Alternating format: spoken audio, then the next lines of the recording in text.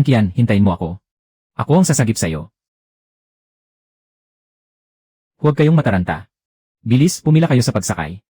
Kian, bilis. Aakyatin kita. Chen Fan, tingnan mo nga ang bulok mong speedboat. Napakarumi, nakakadiri. Sino ba namang sasakay dyan? Kian, ikaw. Ano bang ibig mong sabihin, sino siya? Hindi pa ba malinaw ang ibig sabihin nito?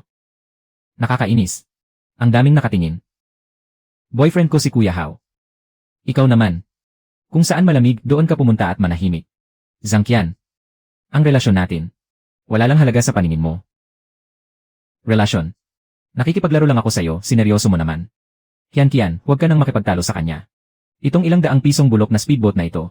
Anumang oras ay pwedeng. Pasukin ng tubig at lumubog. Sino ang sasakay dyan? Ngayon, nilalamon na ng baha ang buong lungsod. Kapag nagpatumpik-tumpik pa tayo, aabot na ang tubig sa bubungan. Walang makakaalis. Chen Fan, sasabihin ko sa'yo. Matagal nang nakipag-ugnayan si Kuya Hao sa pamilya niya. May sarili silang marangyang yete. May pribadong kapitan at tripulante pa. Darating na agad. Tama. Marangyang yate ng pamilya ko. May mga kabin na kontrolado ang temperatura. May sariling sistema ng pagsala ng tubig at sapat na pagkain. Matatag at ligtas. Itong sayo, anumang oras ay pwedeng. Tumaob sa hampas ng hangin at alon. May mukha ka pang sumagip ng mga tao. Maya-maya, sumakay kayong lahat. Sa marangyakong malaking yete. Narinig ninyo ba? Marangyang yate ang sasakyan ko. Sino ang magkakagusto sa bulok mong speedboat? Hahaha, tama. Marangyang yete ang sasakyan namin. Kahit mamatay ako. At tumalon mula rito. Hindi ako sasakay dyan. Sa bulok na speedboat ng hamak na gwardiya. Opisyal nang nagsimula ang pandaigdigang baha at katapusan ng mundo. Unti-unting lulubog ang buong kalupaan. Kukulangin ang mga supply. Nasa bawat sulok ang panganib. Tuluyan ng gumuho ang kaayusan ng dating mundo. Sistema. Mayroon pala akong nakuhang sistema. Kaya pala hindi ito. Karaniwang pagbaha mula sa malakas na ulan sa lungsod. Ito pala ang pandaigdigang baha at katapusan ng mundo. Sandali. Sasama ako sa'yo. May natukoy na angkop na target, Su Wangxing. Makakuha ng pabor upang ma-upgrade ang sasakyang dagat. Halika na. May marangyang yet ka na pero hindi mo sasakyan. Sasakay ka sa bulok na speedboat, may sakit ka ba sa ulo? Itong bulok na speedboat na ito. Maaga o huli, lulubog din yan. Ay.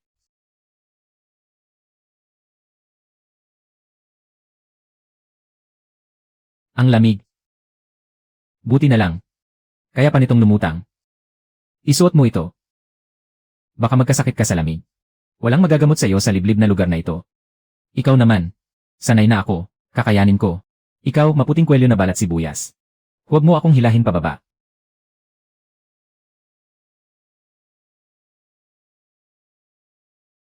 Nadagdagan ng 10 ang tiwala ni Su Wangxing. Kasalukuyang kabuang tiwala, 35. Malayo pa. Kailangan kong bilisan. Kailangan ko pang dagdagan ang tiwala.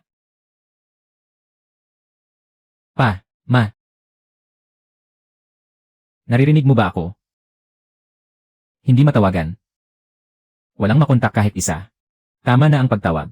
Pandaigdigang delubyo. Istasyon ng komunikasyon. Siguradong bumigay na lahat. Xiaoyu, ikaw ba yan? Ikaw ba yan, Wangxing? Buti na lang ligtas ka. Naipit ako sa tuktok ng gusali ng Binjiang. Umabot na ang tubig sa ika-30 palapag. Nakatayo ako sa gilid ng bubong. Tubig ang nakapaligid sa akin. Hindi ko alam ang gagawin. Takot na takot ako. Huwag kang matakot. Huwag. May bangka ako rito. Pupunta ako agad para iligtas ka. Talaga ba, Wangxing? Ang bait mo naman. Pero puro alon ang paligid. Makakarating ba ang bangka rito? Kaya nito, kumapit ka at hintayin mo ako. Chen Fan. Ang matalik kong kaibigan. Naipit siya sa gusali ng Binjiang. Kaya mo ba? Hindi kaya. Ito na ang katapusan ng mundo, isang pandaigdigang delubyo. Hindi ito ordinaryong pagbaha. Batay sa bilis ng pagtaas ng tubig. Hindi magtatagal. Lulubog ang buong kontinente. Ang matalik mong kaibigan ay isa lang sa milyon-milyong biktima. Ang kailangan nating gawin ngayon ay unahin nating mabuhay. Alam ko, tama ka. Pero siya ang pinakamatalik kong kaibigan. Magkasama na kami mula pagkabata. Hindi ko kaya. Hindi ko kayang panoorin siyang mamatay. Sige na nga. Sapat nang iniligtas mo ako. Napakabuti mo na. Hindi na ako dapat humingi pa ng sobra. Marunong tumanaw ng utang na loob ang babaeng ito. At hindi rin siya maarte. Lokasyon. Ha? Ano? Nasaan ang matalik mong kaibigan? Sa gusali ng Binjiang, tama. Aling gusali, anong palapag? Handa kang pumunta para iligtas siya.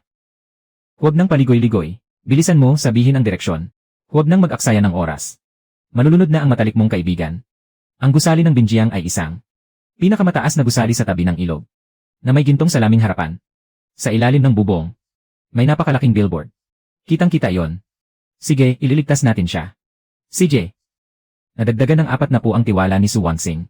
Kasalukuyang kabuang tiwala, 75 sa 100. Antas ng pag-upgrade ng mabilisang bangka, 75 sa 100. Kulang pa ng 25 puntos. Magligtas pa ng isang tao. At halos sapat na para mag-upgrade.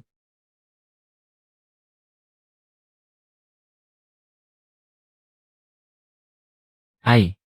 Hindi ba ito ang ating walang kapantay na kuya na gwardiya? Bakit hindi pa ito lumulubog? Matigas pala ang buhay ng sirang bangkang ito. Munting gwardiya, huwag ka nang magpumilit. Maliit na bagay lang ang pagkasira ng bangka. Malaking problema kapag may namatay. Lumuhod ka at magmakaawa sa akin. Maganda ang timpla ng loob ko. Bibigyan kita ng pabor. Sumakay ka at uminom ng mainit na sabaw. Kuya Hao, tama na. Ang bulok niyang speedboat ay hindi man lang maihahambing sa isang piraso ng katawan ng yacht natin. Tingnan mo ang babaeng nasa tabi. Nanginginig sa lamig na parang pugo. Ang pagsunod sa iyo ay talagang malas hanggang 8 salinlahi. Wala ba kayong konsensya? Si Chen Fan ang unang-unang naglayag para iligtas kayo. Kung ayaw ninyong sumakay, bahala kayo. Sarkasmo ba yan? Ginantihan niyo ang kabutihan niya ng pagtataksil. Akala mo kung sino ka? Lihaw, mayaman at makapangyarihan ang pamilya mo. Swerte ka lang sa pinanganakan mo. Pero bakit ang taas ng tingin mo sa sarili mo rito? Lumulubog na ang buong mundo. Ang pera ng pamilya mo. Magagamit pa ba bilang salbabida? Zhangqian, ikaw rin. Ginawa ni Chen Fan ang lahat para sa'yo. Kung ayaw mong tumulong sa oras ng sakuna, sige. Pero kinagat mo pa ang kamay na tumulong sa'yo. Karapat dapat ka pa bang tawaging tao? Ikaw talaga, Su Wangsing. Bakit mo ipinagtatanggol ng husto si Chen Fan? Wala akong hinihinging kapalit.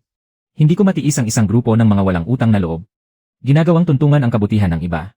Kabutihan loob lang ang pagliligtas niya sa inyo. Hindi niya yon obligasyon. Kung wala kayong pasasalamat, sige. Pero nilait at ipinahiyapan niyo siya. Kahit sa kuna sa mundo, hindi kayang lunasan. Ang bulok ninyong ugali. Mukhang mahinhin at malumanay ang babaeng ito. Pero ang talas ng dila niya. At bawat salita niya. Parang ako mismo ang nagsasalita. May konsensya rin pala siya. Miss Su, tama ba? Mabuti. Matapang ka. Tatandaan kita. At ano naman kung tandaan mo ako? Binaha na ang buong mundo. Ano ang magagawa mo sa akin?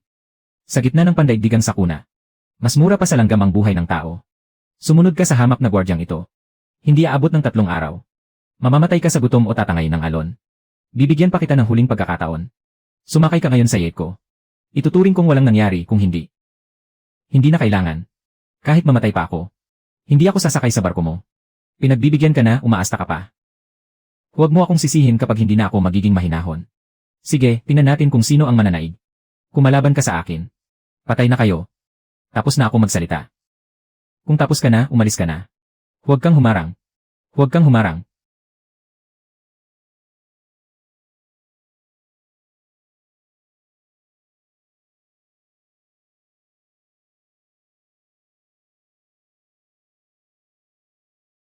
Xiaoyu, dito ka. Wansing. Dumating ka. Totoo ngang dumating ka.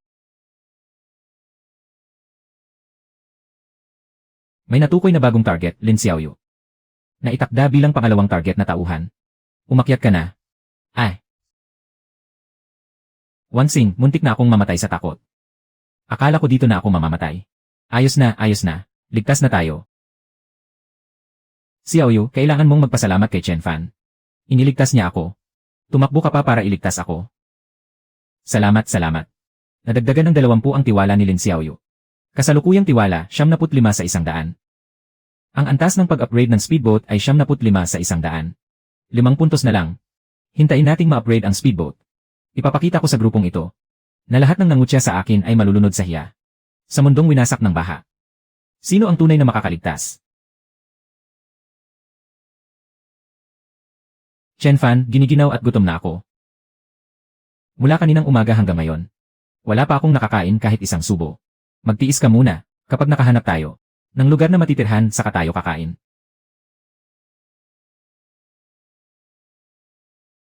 Kumain na kayo, kahit hindi masarap. Basta may makain, ayos na. Ito ba ang inihanda mo para sa sarili mo? Hindi namin pwedeng kunin yan. Tama na ang daldal. Kailangan niyong mabusog para mabuhay. Kayong dalawa, balak ba niyong maging pabigat sa akin? Chen Fan. Pwede bang kaunti lang ang kainin namin? Pangako, hindi ako sosobra. Maraming salamat, Chen Fan. Kapag nakahanap tayo ng ligtas na lugar, gagawa kami ng paraan para masuklian ang mga supply mo. Sa mundong ito ng katapusan, malaking bagay ng mabuhay, huwag mo nang isipin ang bayad sa supply. Huwag na kayong mag-abala. Chen Fan, iniligtas mo ako. At iniligtas mo rin ang matalik kong kaibigan. Ibinahagi mo pa sa amin ang sarili mong rasyon. Bakit mo ginagawa ang lahat ng ito? Wasak na wasak ang mundo. Pero may mga taong patuloy pa ring nagkukumpuni nito. Kumpleto na ang mga kondisyon para sa pag-upgrade ng sasakyan. Maaari nang i-upgrade ang sasakyan anumang oras. Mabuti, sa wakas, maaari ko nang i-upgrade ang sasakyan. Itira ninyo ang natitira. Baka mawalan tayo ng rasyon sa hinaharap.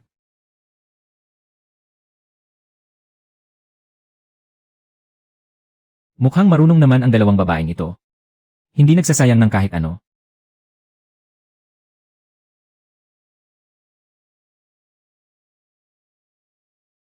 Uy, maliit na security guard, matibay ka rin pala. Marunong lumaban at nakasakay pa kasama ang isang magandang babae. Ang baba na talaga ng panlasa ng mga babae ngayon.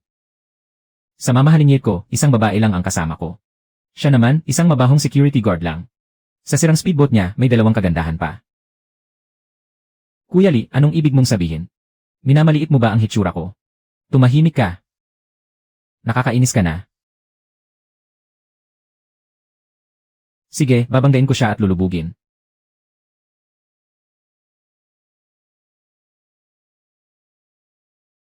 Chen Fan. Dumarating ang yape ni Lihaw. Ang bilis niya. Ano ba ang balak niya? Huwag mong sabihing balak niya tayong banggain. Maliit na security guard. May daan ka patungong langit pero ayaw mong dumaan. Walang pintuan ng impyerno pero kusa kang pumasok. Masama ang araw ko ngayon. Gagawin kitang target at paglalaruan sa banggaan. Kuya Lee, huwag. May mamamatay. Buhay ng tao yon. Binaha na ang buong lungsod. Sino ba ang may pakialam kung may mamatay? Babanggain ko ang sira niyang bangka. Nahulog sa tubig ang dalawang magaganda. Ako na mismo ang tatalon para iligtas sila. Bayani ang nagliligtas ng magagandang babae, gets mo? Pagdating ng oras, mapapatulo ang luha nila sa pasasalamat. Malalaman nila kung sino ang tunay na lalaki. Chen Fan, umiwas ka. Ano ang gagawin natin? Ano ang gagawin natin? Babangga niya tayo at mamamatay tayo. Wala ng oras. Sistema, upgrade agad ang sasakyan ngayon. Pag-upgrade ng sasakyan.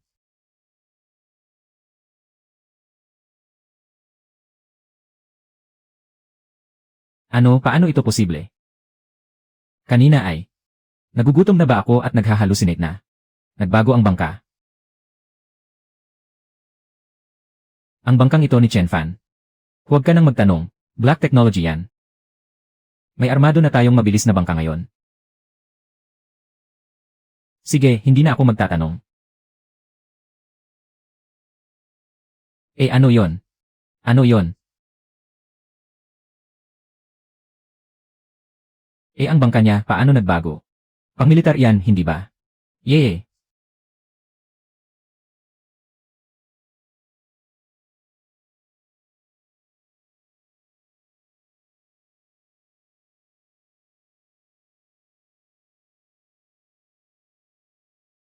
Ikaw, nakangahas kang magpaputok. Makukulong ka. Nalunod na ang buong mundo sa isang napakalawak na dagat. Ngayon, sinasabi mo pa sa akin ang tungkol sa kulungan.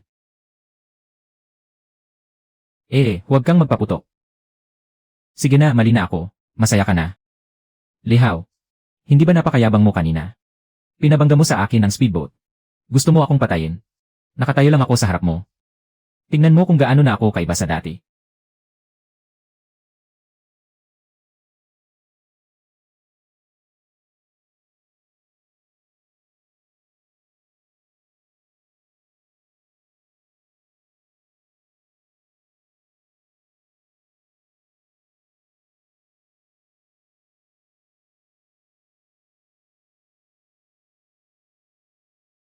Talagang ibang tao na siya kumpara noon. Wansing. Napakagwapo naman ng kaibigan mong iyan.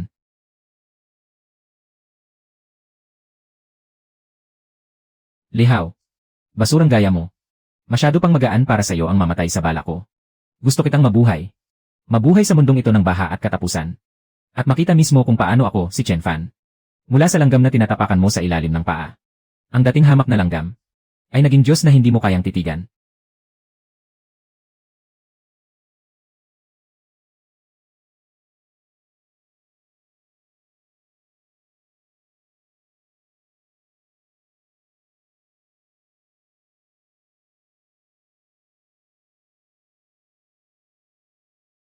Kuya Lee, pinasok ng tubig ang makina. Pumutok din ang bungkos ng mga tubo ng gasolina. Tuluyan ng hindi gumagalaw ang bangka. Mga basura, puro basura. Ayusin mo, bilis. Hindi na maayos. Wala tayong ekstrang piyesa. Wala rin tayong mga kasangkapan. Kuya Hao, mag-isip ka naman ng paraan. Hindi tayo pwedeng manatili rito. Paano kung dumating ang alon at tumaob ang bangka? Tumahimik ka, paano kung malalaman ang gagawin? Kasalanan lahat iyon ni Chen Fan. Siya ang may gawa ng lahat ng ito. Paano biglang naging mabilis na bangka ang lumanyang speedboat? Na yan. May baril pa siya, hindi ba siya dating gwardiya? Saan niya nakuha ang kagamitang pamilitar? Gusto ko ring malaman. Lintik na hamak na gwardiya. Impossible. Paano biglang magkakaroon siya ng ganoong kagamitan? Ay. Lintik, wasak na ang lahat. Kuya Hao. Sa tingin mo, baka siya ay matagal nang naghanda. Baka buong panahon niya akong niloloko. Mayaman pala talaga siya. At makapangyarihan ang koneksyon niya. Ngayon mo lang siya nagustuhan. Hindi ba sumama ka sa akin dahil ayaw mong mahirap siya? Ako, sa tingin ko lang ay kakaiba ito. Sobrang kakaiba. Lihaw. Nabalitaan ko na dati raw may lihim na pasilidad sa pananaliksik sa lungsod. Gumagawa raw sila roon ng mga bagong sandata. Baka roon niya nakuha ang mga yon. Anong pasilidad sa pananaliksik? Magsalita ka ng malinaw. Nabalitaan ko lang din. Hindi ko alam kung totoo o hindi. Chen Fan, maghintay ka sa akin. Hanggat hindi namamatay si Lihaw. Darating ang araw na hihimayin kita hanggang maging pira-piraso. Ang mabilis mong bangkang iyan. Pati ang makinang baril magiging akin rin sa tamang panahon. Ayokong mamatay rito. Kuya Hao, ano nang gagawin natin?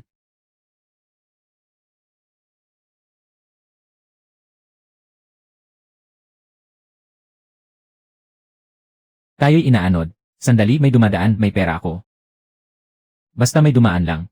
Ibubuhos ko ang pera ko, bibili tayo ng bangka, buhay, at mga supply. Kumain na kayo. Tunay na rasyon ng militar. Mas nakakabusog pa kaysa sa biskwit na piniga. Chen Fan. Saan galing ang lahat ng supply na ito? Saan ba talaga nang galing ang mga ito? Sabi ko, huwag nang magtanong. Kung gusto mong malaman, teknolohiyang itim yan. Ang kailangan mo lang malaman. Habang nandito ako, hindi kayo mamamatay sa gutom. Diyos ko, may karne. Karne si Wansing. Nalampasan natin ito. Kuya Chen Fan, ipinapahayag ko. Simula ngayon. Ikaw na ang tunay kong kuya. Kapag may nang-api sa'yo, lalaban ako hanggang kamatayan. Huwag kang ang bida-bida. Matuto ka munang mabuhay bago ka magyabang.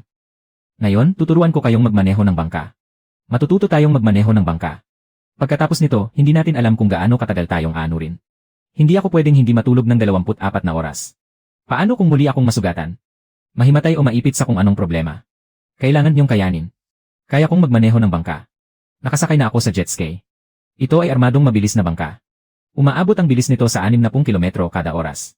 Kapag bumangga tayo sa bahura o sa lumubog na gusali, patay tayong lahat. Kuya Chen Fan, ganito ba ang tamang paghawak? Tama, kaliwang kamay ang panatili sa direksyon.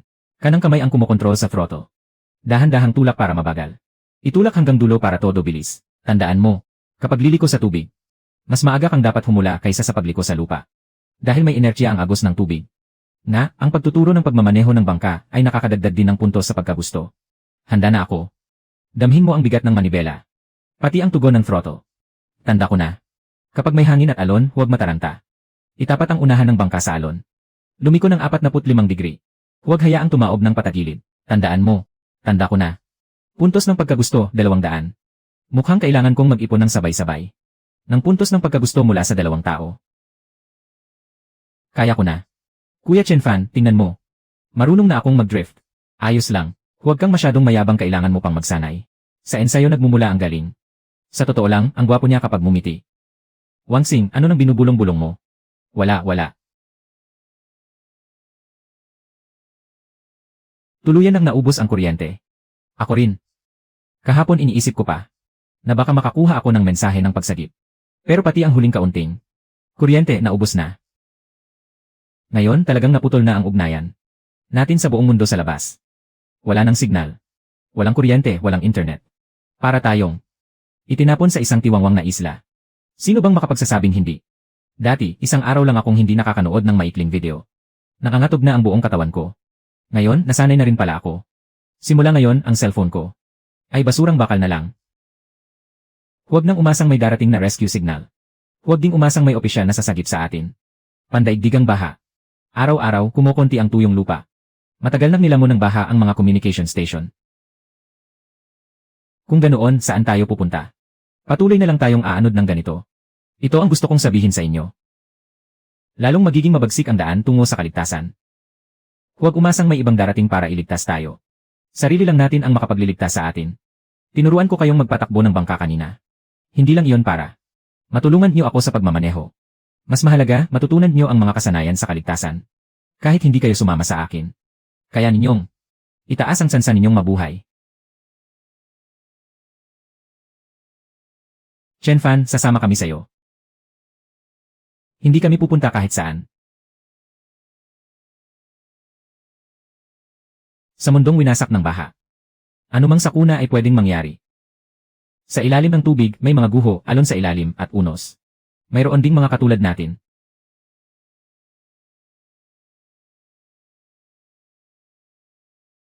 Mga katulad natin. Ibig mong sabihin, ibang mga nakaligtas. Hindi ang baha ang pinakakinatatakutan. Ang puso ng tao ang tunay na nakakatakot. Lalo lamang kumukonti ang mga supply. Pati ang mga lugar na pwedeng tirhan ay palala ng palala ang pagkaunti. May mga taong para sa kalahating pakete ng biskwit. Kayang pumatay ng taong walang kalaban-laban. May mga lalaking para maagaw ang isang babae. Kayang lipulin ang buong sakay ng isang bangka. Ibig mong sabihin, ang mga makikilala natin sa susunod ay maaaring tulad natin na nagtutulungan. Sa malaking bahagi ng mga tao sa huling panahon, ang iniisip lang nila ay kung paano mang-agaw. Agawin ng supply ang bangka, pati ang mga babae. Sa mabilis nating bangka, may armas at pagkain. Sa paningin ng mga buhong na yon, isa lang tayong malaking lechon.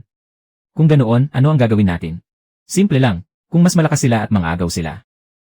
Titiyakin nating may buhay silang mang-agaw pero wala silang buhay na ipanggagastos. Ha! Tandaan niyo, sa mundong winasak ng baha, ang kabutihan ay dapat para sa tamang tao. Ang pagiging maawain sa mababangis na lobo ay pagsuong sa sarili mong kamatayan.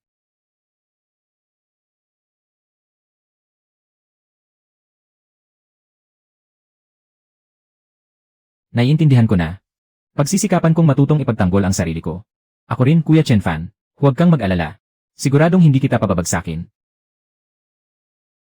Mukhang parehong marunong lumugar ang dalawang babae. Nakakadagdag pa ng puntos sa pabor sa akin. At hindi ako binibigatan.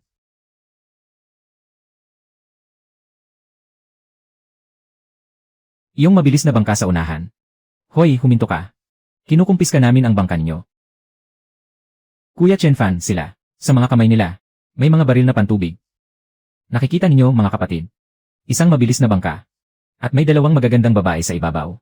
Sulit ang paglabas natin ngayon. Boss, ayusin mo ang dalawang babaeng iyon. Lalo na yung naka-uniforme. Kasing puti ng gatas ang balat. At iyong nasa tabi. Naka-shorts at nakapusod. Mahaba at tuwid ang mga binti. Hahaha. May swerte tayo ngayong gabi, mga kapatid. Hoy, ikaw na nagmamaneho ng bangka. Kung marunong kang makiramdam, iwan mo ang bangka. Iwan mo rin ang mga babae. Ikaw naman, tumalon ka sa tubig. Bibigyan kita ng pagkakataong mabuhay. Wansing, ang dami nila. Huwag kang matakot. Magtiwala ka sa kanya. Ano? Natakot ka at natulala. Akala mo, dahil may nakakabit na machine gun sa sira mong speedboat. Astig ka na. Sa tingin ko, palamuti lang ang bagay na yan. Baka wala itong bala. O hindi mo lang alam gamitin. Pero ang water cannon namin, kapag umarangkada ng todo, kayang pabagsakin ang mga barko ninyo. Ano ang panlaban niyo sa amin? Kapag hindi pa rin kayo magsasalita, papaputukan ko muna kayo. At lulubugin ko kayo sa dagat. Mga bata, Maya-maya, isakay ninyo ang dalawang babaeng yon. Huwag muna niyo akong saktan, maglilibang muna ako. Pagkatapos may gantimpala kayo. Arf. Kuya Chen Fan. Su Wansing, ikaw ang magpatakbo ng barko. CJ. Ako na. Lin Xiaoyu, magtago ka sa loob ng cabin. Ikandado mong mabuti ang pinto. Opo, Kuya Chen Fan, nasa iyo ang tiwala ko. Ano ba to, may ganito talaga siya. Tinutukan niya tayo ng totoong baril. Mga kapatid, sabay-sabay kayong magpaputok ng water cannon. Unahin nating pabagsakin ang barko niya. Tingnan natin kung ilang putok ang kaya niyang ilabas. Magharap tayo sa gitna. Sniper duel. Kakayanin kong saluhin. Chen Fan, ikaw na ang bahala sa pagpapaputok.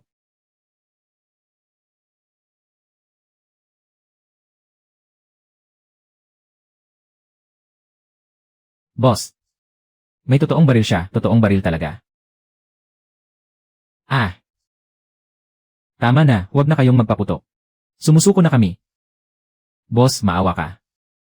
Magsalita ka. Ilan pa kayo? Kami ay mula sa pangingisdaan ng Hanggu. Ang boss namin ay si Scarface. 3 ang barko namin sa kabuuan. Ito ang pinakamalaki. May 2 pang maliliit sa gawing kanluran. Nakadok sa isla ng Bilangguan, 3 kilometro mula rito. Isla ng Bilangguan. Ano ang mayroon doon? May mga supply. Mga ninakaw ni Scarface. Pagkain, gamot at gasolina. May diesel at generator din. Balak niyang magtayo roon. Ng sariling kuta at maghari na parang emperador. Mabuti. Huwag maawa ka. Lumingon sa kanluran. Pupunta tayo sa isla ng Bilangguan. CJ. Nalagpasan ng 6 na masasamang loob. Nakakuha ng gantimpala. Isang basic medical kit. Isang kahon ng bala. 2 bariles ng di kalidad na gasolina. Nailagay na sa imbakan. May karagdagang reward sa supply. Ayos na ayos. Sa mundong ito matapos ang katapusan. Ang mga kriminal ay mga naglalakad na kahon ng karanasan. Kuya Chen Fan, grabe ka. Sobra ka talagang astig. Simula pa lang ito. Halika, puntahan natin at limasin ang pugad nila. Diyos ko. Kuya Scarface, wala na sila lahat. Anong barko yan? May machine gun pa. Saan galing ang kagamitang militar? Hindi ko alam. Pero kailangang maihatid agad ang balitang ito. Kay Boss Seawolf. Bumalik tayo, bilis, ikutan na. Kuya Chen, giniginaw ako at gutom na gutom. Tumahimik ka, ilang beses ko bang sasabihin? Sandali, may paparating. Heto na sila. Sa wakas, dumating na rin. Hoy, may tao ba riyan? Tulungan niyo kami, may pera ako. Tulungan niyo kaming makasampa. Wow, isang mamahaling yate. Bakit niyo ito inangkla rito? Nakikiusap kami sa inyo. Isaman niyo kami paalis. Nasira ang bangka namin. Lulubog na. Ako, kaya kong magbayad. Mayaman ang pamilya ni Kuya Chen. Pera. Babae. Sa panahon na yon, ano ang pinagkaiba ng pera sa basurang papel? Ginto. Puro ginto. May mga gintong bara ako. May mga alahas din ako. Aba, tunay ng swerte ang araw na ito. Wala na nga ang kampo ni Peklat. Pero kapag nalaman ito ni Boss Seawolf, na may isinama tayong isang yate at isang grupo ng matatabang tupa, siguradong bibigyan niya tayo ng malaking gantimpala. Sige na nga, mabait naman ako. Dadalhin ko kayo sa ligtas na lugar. Salamat, kuya, bilisan mo. Tiyan, bilis, sumakay ka na.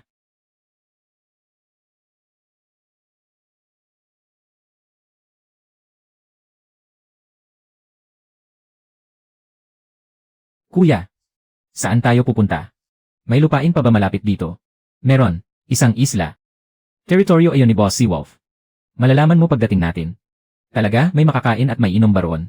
Ligtas ba, sapat ba ang supply? Meron, sapat na sapat.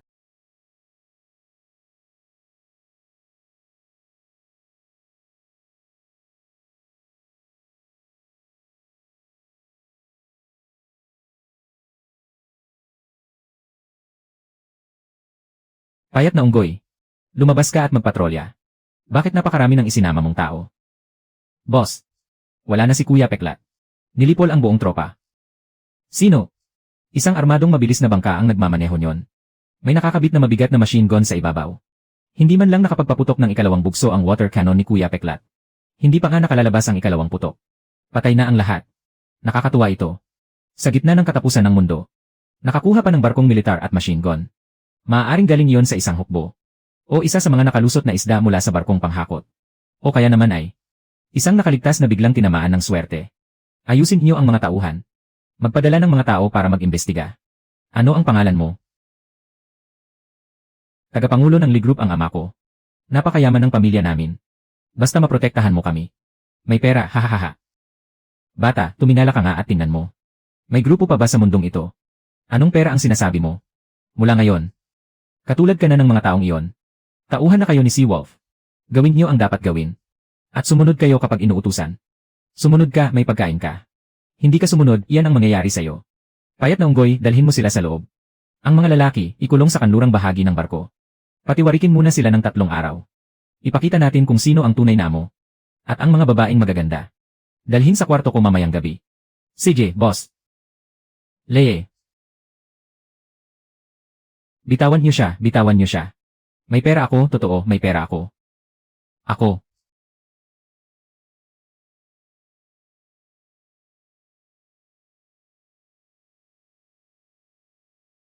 Chen Fan. Nagkamali ako. Totoo, nagkamali ako. Pakiusap, iligtas mo ako.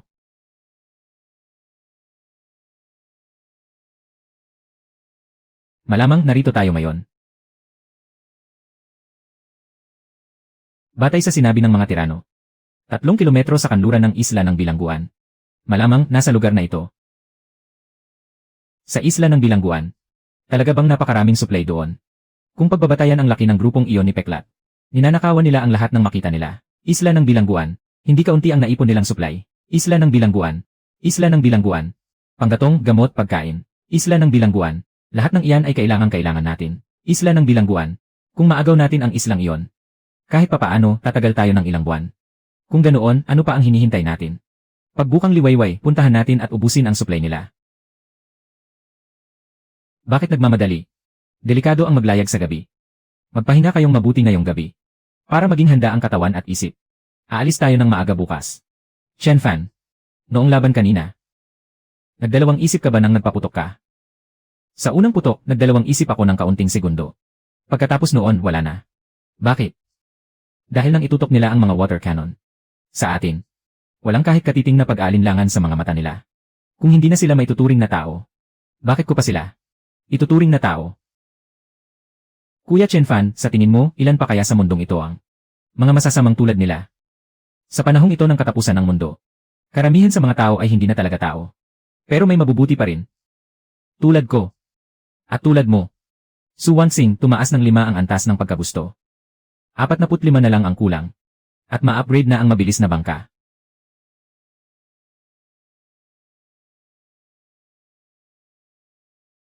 Ha? Grabe, parang nabuhay ako ng ilang buhay ngayong araw. Pagod ka na, matulog ka na. May matinding laban pa tayo bukas. Nga pala, nasaan si Kuya Chen Fan? Hindi ba siya nagpapahinga? Lumabas siya para magbantay ngayong gabi.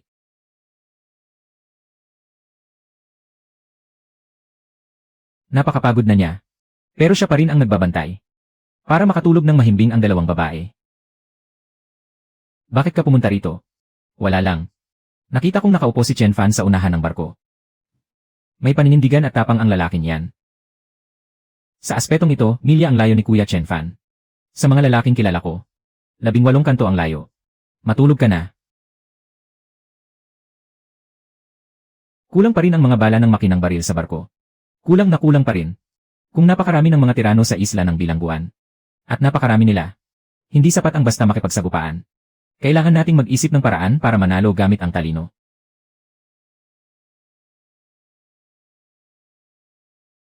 Ha? Chen Fan, hindi ka natulog buong gabi. Nakasanayan ko na ito bilang gwardiya. Kumusta ang tulog ninyo? Mahimbing. Noong natutulog si Xiaoyu. Humihilik pa siya. Mabuti naman. Salamat, Chen Fan. Para saan? Salamat sa pagbabantay mo sa labas. Nakatulog kami ng mahimbing dahil sa'yo. Huwag ka nang maging masyadong formal. Tumaas ang tiwala ni Lin Xiaoyu sa'yo. Tumaas ang tiwala ni Su Wanxing sa'yo. Tignan ninyo. Iyan ang isla ng Bilangguan. Diyan ba talaga? Ang pugad ng mga kriminal na yon. Ayon sa mga gago na yon. Dapat ay tama sila. Nag-imbak sila ng gasolina, gamot at pagkain. Kung makuha natin yun, tatagal tayo ng 1 o 2 buwan. Pero kung lulusob tayo ng basta-basta, ilan kaya ang tao sa loob? Gaano sila kabigat mag-armas? Ano ang sitwasyon ng depensa nila? Lahat yan ay hindi pa natin alam. Huwag tayong padalos-dalos, magreko muna tayo. Hindi naman siguro tayo mapapansin, di ba? Manatili tayo hanggat maaari. Sa blind spot ng watchtower. Marami sila. Pero hindi siguro maayos ang patrol nila. Siguraduhin muna bago kumilos.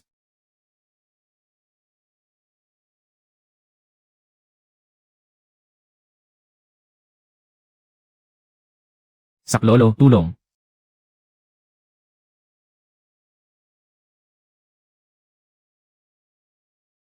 Ay.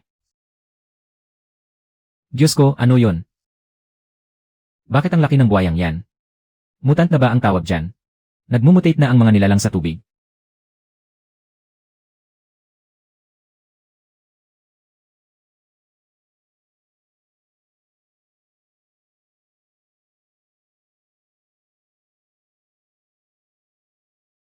Ay. May na-detect na bagong target. Jiangsu yan. Itinalaga bilang ikatlong target. Mamatay ka.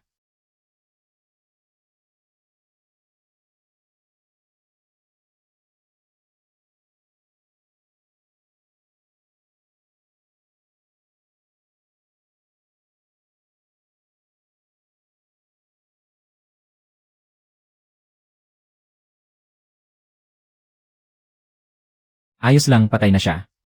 Kaya mo bang tumayo? Nailigtas mo ako. Salamat, maraming salamat sa'yo. Akala ko katapusan ko na. Hindi ko na kaya pang tumakbo. Tumaas ang tiwala ni Jiangsu yan sa'yo. Kasalukuyang puntos ng tiwala, 211. Abot na ang kondisyon para upgrade ang barkong petrel. Ang galing. Pwede na upgrade ang sasakyan pero wag muna. Gagamitin ko to sa oras na kailangan. Sumakay na tayo sa barko. Ang dugo ng buhaya. Mabilis na makakaakit ng iba pang mga nilalang. Hindi ligtas sa bahaging ito ng dagat. Ayos ka lang ba? Saan ka nasugatan? Wala. Hindi ako nasugatan. Nagulat lang ako ng sobra. Simula kahapon, palutang-lutang na ako. Halos 3 beses nang tumaob ang life raft ko. Tapos, hinabol na ako ng nilalang na yon. Ano ang pangalan mo? Bakit ka nag-isa rito?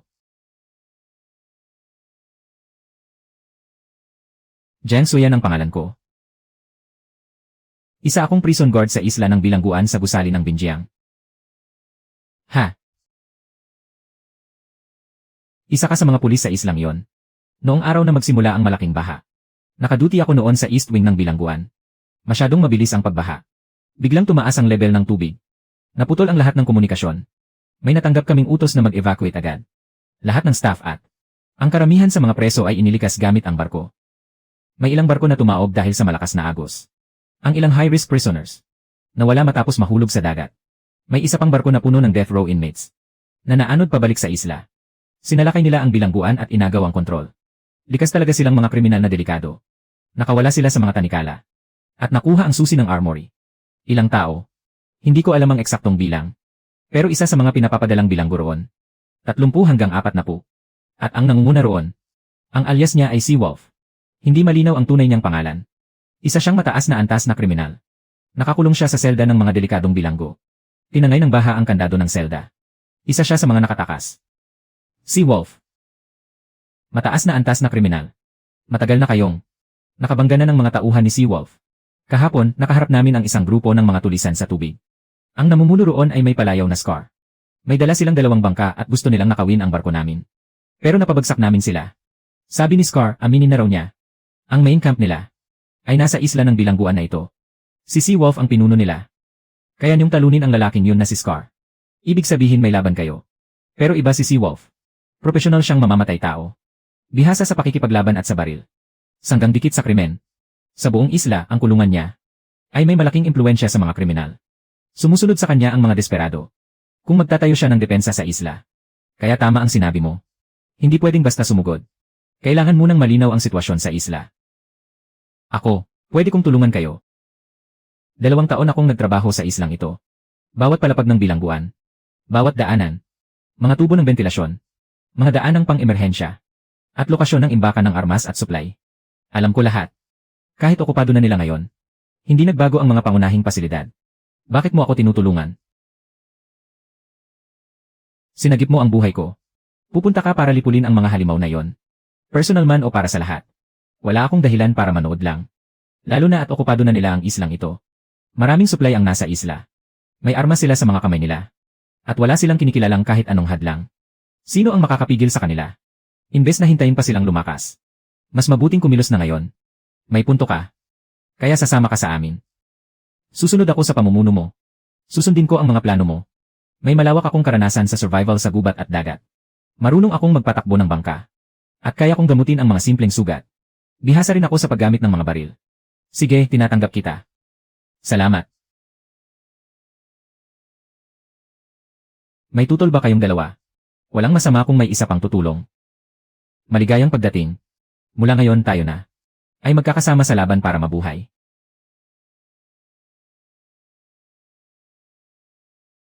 Salamat sa inyo. Ang main building ay bahagi ng holding area. Sa gitna ang sentrong control room. Sa silangan ng bodega ng supply. Hindi ito makikita mula sa labas. Pero sa likod ng gusali, may nakatagong pasukan at labasan sa ibaba. Noon, ginagamit iyon sa pagpasok ng mga supply. Doong dumaraan ang mga kargamento pababa sa basement. Diretsong bumababa ang freight elevator sa silong. Kung ang mga tao ni Seawolf hindi sanay sa istruktura ng bilangguan, malaki ang tsansang hindi nila alam kung nasaan iyon. Makakahanap ba tayo ng pasukan? Hindi makita mula sa ibabaw ng tubig. Dahil nasa likod ng gusali ang pasukan. Sa gilid ng bangin na nakaharap sa bundok.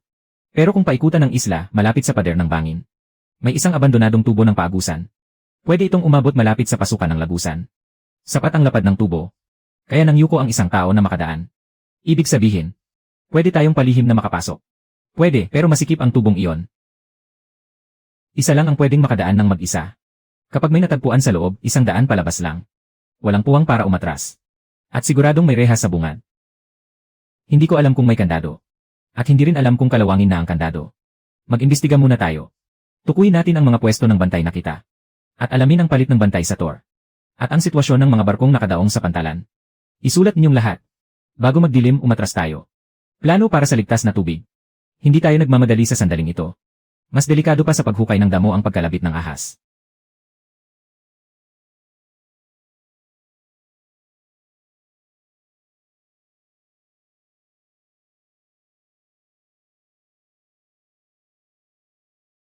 Sandali. Tingnan niyo ang bandang iyon. Mas mataas ang level ng tubig kaysa sa atin. Kanina lang, tumaas na naman. Hindi lang basta tumaas. Tingnan niyo ang mga batong bahura. Kanina, kita pa ang bahura sa ibabaw ng tubig. Ngayon, wala na silang makita. Bakit ang bilis? Kung normal ang bilis ng pagtaas ng tubig. Sa isang gabi, ilang 10 sentimetro lang ang taas. Pero ang landing spot na ito, ilang metro na ang tinaas. Ang bilis ng pagtaas ng tubig sa pandaigdigang baha. Baka. Mas mabilis pa kaysa sa inaakala natin. Dahil sa pag-init ng mundo, mas mabilis matunaw ang yelo sa mga takip-yelo. Dagdag pa ang tuloy-tuloy na malalakas na ulan. Patuloy nang tumataas ang level ng dagat. Ibig sabihin, ang islang ito. Malapit ng lubusang malunod.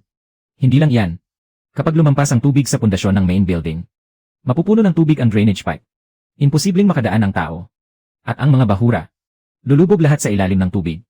Kapag gusto nating lumapit sa likod ng gusali, lilitaw tayo ng todo sa bukas na tubig. Wala nang takip. Ano na ngayon?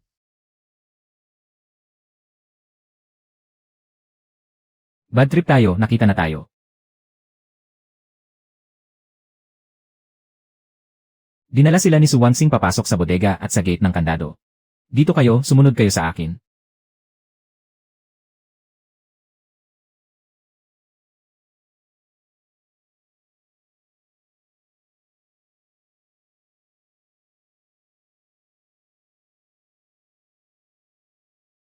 Hindi siguro inakala ni Chen Fan. Pabalik-balik ka na naman sa mga kamay ko. Hindi ba ang tapang mo kahapon? Nakakambang baril ka pa at nakaturo sa akin. Ngayon, yabang ka ulit. Ipakita mo sa akin. Chen Fan, akala mo ba na sobrang lakas mo? Nagpapasikat ka lang sa sirang bangka kahit saan ka pumunta. Nakaligtas ka lang ng ilang babae, akala mo Diyos ka na. Sinasabi ko sa'yo. Ngayon, napaligiran ka na. Nasa likod mo ang matinong machine gun na yan.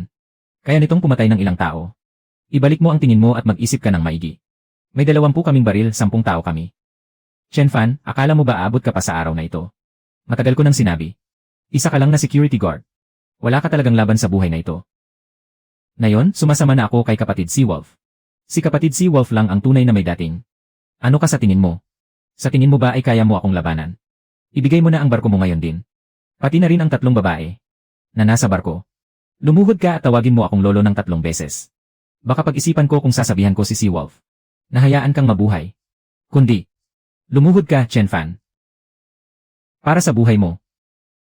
Huwag kang tatanga-tanga, hahaha. Hoy, nakakatuwa ang guard na to ah. Nag-isa pero may 3 babaeng kasama. Akala mo naman kung sino kang hari ng dagat. Hoy, guard.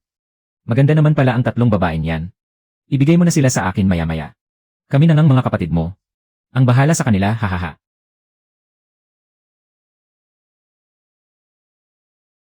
Seawolf.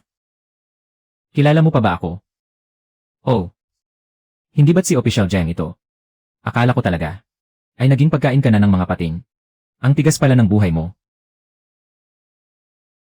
Kayong mga kriminal na ito. Naghahasik ng lagim matapos makatakas sa bilangguan. Inaangkin ang isla. Nagnanakaw kung saan-saan. At pumapatay ng mga inosente. Hindi ba kayo natatakot sa karma? Karma, Official Jiang. Nabubuhay ka pa rin ba sa nakaraan? Buksan mo ang iyong mga mata at tingnan mo. Lubog na ang buong mundo. Wala nang bisa ang mga tuntunin dati. Ngayong panahong ito, lakas lang ang naghahari. Ikaw. Hay naku. Bakit pati kung sinong mga hamak na tao lang, ay lakas ng loob magpakitang gilas? Seawolf, huwag mo na silang kausapin pa. Ang babaeng yan ay wala ring kwenta. Kasama ni Chen Fan. Pare-pareho lang silang mga basura. Chen Fan, hanggang dyan ka na lang ba? Nagtatago sa likod ng mga babae. At hinahayaan silang humarap para sa'yo.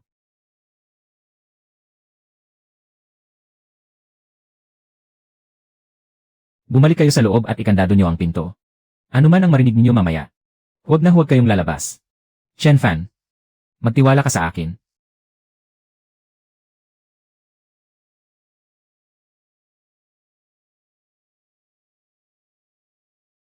Bata, ibibigay ko sa iyo ang huling pagkakataon. Ibigay mo ang barko at ang mga babae. At sisiguraduhin kong hindi ka mahihirapan sa pagpanaw mo. Kuya Seawolf. Huwag mo na siyang kausapin pa. Barilin mo na at tapusin na ang buhay niya. Yung yiit nilihaw na nabangga. Siya ang may pakana, nagkukunwari lang siya sa harap ko. Ang guard na to ang pinakamagaling magkunwari, banatan mo na. Huwag mong hayaang makapanlin lang pa siya ulit. Seawolf, tapusin mo na siya. Galaw na, bilisan mo na. Huwag mong hayaang magkunwari pa ang guard na yan. Dati pa lang siya. Nagkukunwaring mabait para lokohin ako. Ngayong nagkukunwari pa siyang matapang. Isa lang siyang basurang walang silbi. Kuya Seawolf, bilis. Banatan mo na.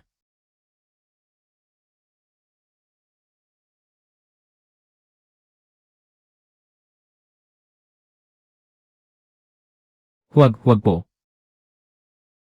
Chen Fan.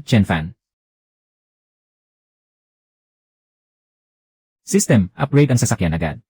Ngayon din. Sinisimulan na ang pag-upgrade sa sasakyan.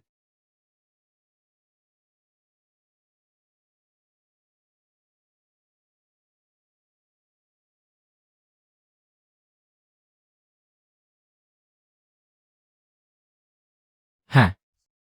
Boss, yung barko. Hindi ba't hindi naman ganyan ang itsura ng barko kanina? Paano na ito nagbago? Kailan ito nagbago?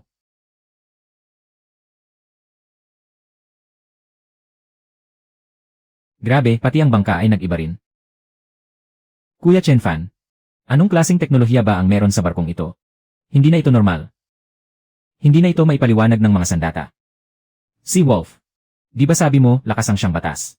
Ngayon, gusto rin kitang tanungin. Tignan mo ang kanyon ko, sapat na ba itong batas?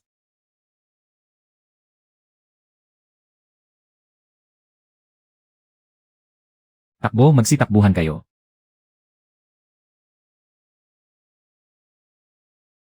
Ay.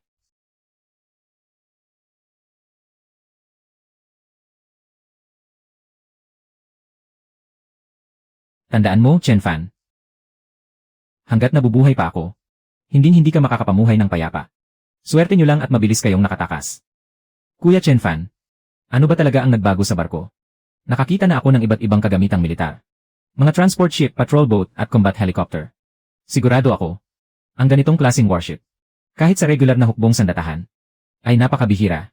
Ang kapal ng armor nito, pati na ang lakas ng armas at propulsion system, ay lagpas na sa karaniwang kaalaman.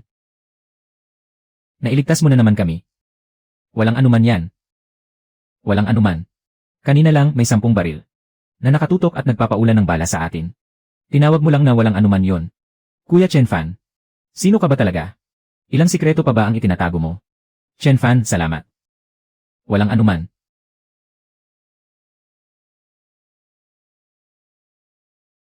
Kabuuan ng affinity level 257. Kailangan ng 350 para mag-level up. Ang affinity ni Su Wanxing ay unti-unti nang bumabagal ang pagtaas. Huminto na sa 77 points. Mukhang para makalagpas sa 100 points. Kailangan ng espesyal na pagkakataon. Si Lin Xiaoyu naman ay mabilis tumaas. Nasa 70 na siya. Jiang Suyan ay nakakuha ng 70 points. Malayo pa ang kailangang abutin. Mahaba pa ang lalakbayin. Habang hindi pa tuluyang lumulubog ang gusali. Bilisan niyo ang paghakot ng supplies. Jiang Suyan, ikaw ang pumatnubay. Alam mo pa ba kung nasaan ang bodega? Tandaan mo, sumunod ka sa akin. Ay! Diyos ko! Gaano kaya karami ang ninakaw ng mga teroristang ito? Karamihan sa mga supplies na ito ay galing sa Seawolf. Ninakaw lang nila ito mula sa mga dumadaang barko. Noong nagsimula ang baha, nagsamantala sila at naghasik ng nakawan. Tumataas pa rin ang tubig. Kalahating oras na lang, lulubog na rin ang palapag na ito. Dalian na natin ang paghakot.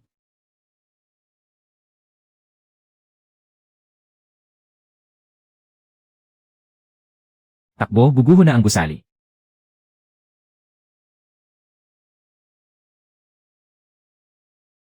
Nawala na lang bigla ang isang malaking isla. Sabi nila, wala na. Kung mas naantala pa tayo, nang kahit 1 minuto lang, tapos na tayo. Hindi ko alam kung ilang isla pa ang kasalukuyang lumulubog na kagaya nito. Sa bilis na ito, hindi magtatagal. Wala na tayong matatapakan sa dagat na ito. Kaya kailangan nating magtuloy-tuloy para makahanap ng lugar na tunay na matitirhan. 3 araw ang nakalipas. Nag-e-encode pa lang ako sa opisina. Nakatira na lang tayo sa dagat para mabuhay. Napakaganda ng mga pangyayaring ito, parang panaginip. Swerte na nating maituturing na buhay pa tayo. Isipin mo yung mga taong nalunod sa baha. O yung mga taong nahulog sa kamay ni Seawolf. Sa totoo lang, ang pinakaswerte ko ay ang makilala siya. Totoo yan. Kung hindi dahil kay Kuya Chen Fan, matagal na sana akong nalunod sa rooftop ng gusali ng Binjiang. Mas malala ang nangyari sa akin. Kung hindi dahil sa pagbaril niya sa buhayang mutant na yon. Siguro sana nasa loob na ako ng tiyan ng halimaw na yon. Ang kasalukuyang total ng affinity ay 273. Si Su Wanxing ay nananatili sa 78. Konti na lang, hindi pa rin makuha-kuha. Ano nga ba ang kailangang kondisyon para marating ang 100 puntos? Simula ngayon, magkakaroon tayo ng 24 oras na shifting. Magpalitan tayo sa pagmamaneho at pagbabantay. Siguraduhin na sa bawat oras, mayroong kahit isang tao na nakatutok sa pagtakbo ng barko. At kahit isa pang tao ang nagpapatrolya sa deck. Ako ang bahala sa unang shift ng pagmamaneho. Halos hindi ka natulog kagabi. Magpahinga ka na muna. Sigurado ka bang kaya mo? Tinuruan mo naman ako kung paano ay handle to. Naalala ko pa. Panatilihin lang ang direksyong pakanluran. Kapag may nakita kang hindi pangkaraniwan, gisingin mo agad ako.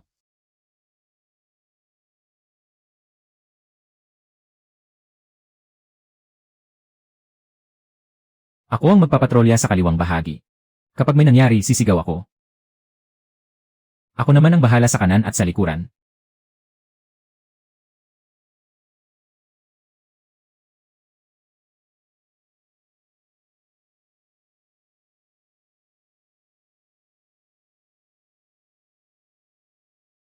Sa direksyong 2:00, may 2 taong palutang-lutang. Nakikita ko. Tulong-tulong, saklolo. Maawa kayo sa amin. Lumubog ang barko namin. Wala na kaming tubig. Wala na kaming pagkain.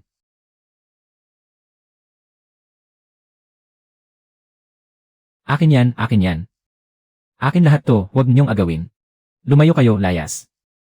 Sino mang umagaw ng gamit ko, hinding-hindi ko tatantanan. Nag-agawan sila sa isa't isa. Sa mundong ito, walang pinipili ang masamang katangian ng tao.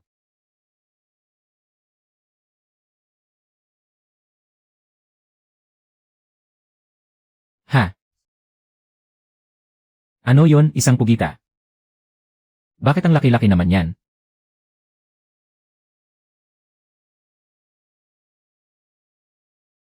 Tingnan mo ang laki, aabot siguro ng 7 hanggang 8 metro. 3 beses na mas malaki kaysa sa karaniwang pugita. At may mga tusok pa ang dulo ng mga galamay niyan. Kakatapos ko lang makita.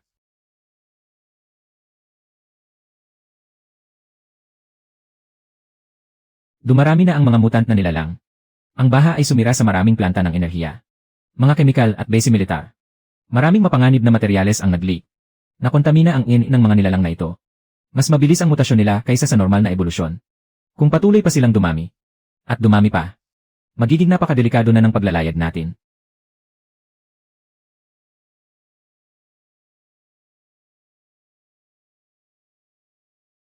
Noong una kong makita ang mga humihingi ng tulong, naawa ako sa kanila. Pero ngayon parang wala na akong pakiramdam. Huwag na huwag mong iisipin na ikaw ang tagapagligtas ng mundo. Sa dagat na ito may daan-daang libo. O baka milyon-milyong tao ang nagpapalutang-lutang. Imposibleng mailigtas nating lahat ang mga taong iyan. Tama ka, dapat unahin natin ang siguraduhing buhay tayo. Bagamat may mga naipon tayong supply sa barko. Hanggang ilang araw lang ang pagkain natin. Ilang araw lang din ang tubig. Kapag naubos ang lahat, wala na tayong patutunguhan. Alam ko. Mabigat lang talaga sa dibdib. Dati, akala ko masama na ang mundo. Hindi ko akalaing ganito pa pala kasama. Yung mga halimaw na nagmutate. At yung mga tulad ni Seawolf. Mga walang kasing sama ang budhi. Hanggang kailan pa kaya natin kakayanin? Tungkol naman sa mga nagmutate na nilalang. Eksakto, yun din ang gusto kong sabihin.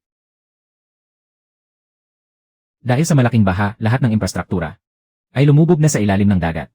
Maraming chemical at radioactive substances ang kumalat sa tubig. Resulta sa may pampang ng dagat. Ang mga nilalang ay namatay. O kaya ay nagmutate. Kahit tao, hindi rin magtatagal sa ganitong kapaligiran.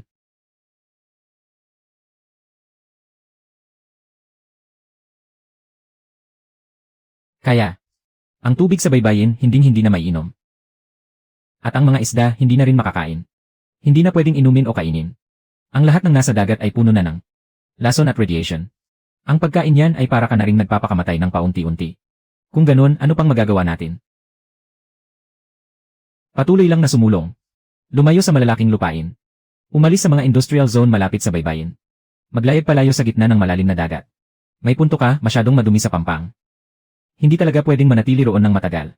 Bagamat mapanganib ang malalim na dagat. Hindi bababasa ikumpara natin. Ay mas malinis ang tubig doon.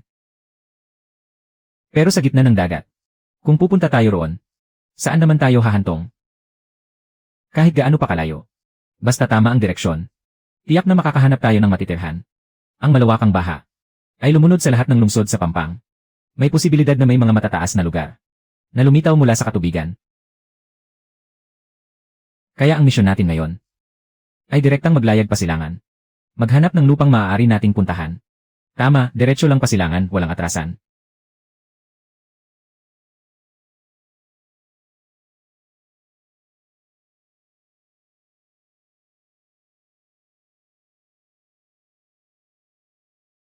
May gumagalaw sa ilalim ng tubig.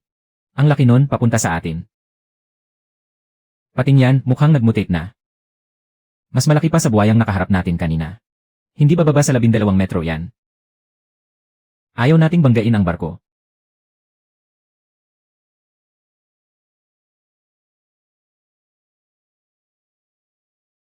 Babalik din yan.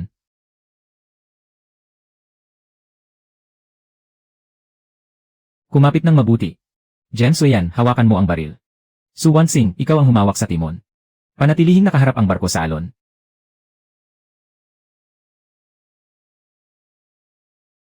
Papatayin kita.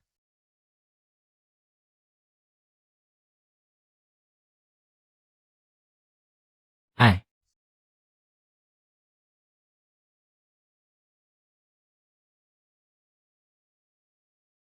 Kumapit ka. Huwag kang bibitaw. Huwag kang bibitaw.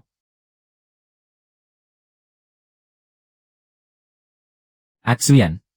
Bitawan mo ako. Mahuhulog tayong dalawa. Tumahimik ka at kumapit ng mahigpit.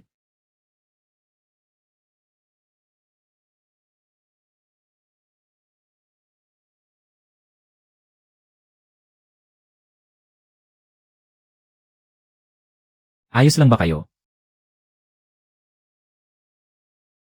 Ayos lang, tumingin ka lang sa unahan.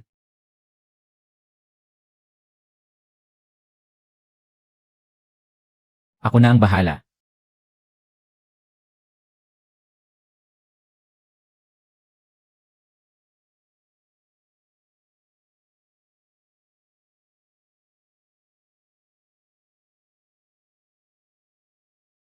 Namamagalang pero walang bali sa buto.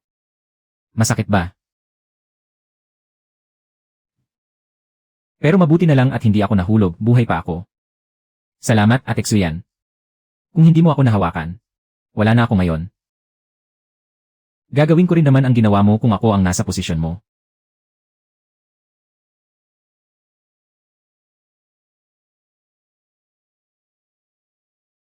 Gamutin mo ang sugat niya.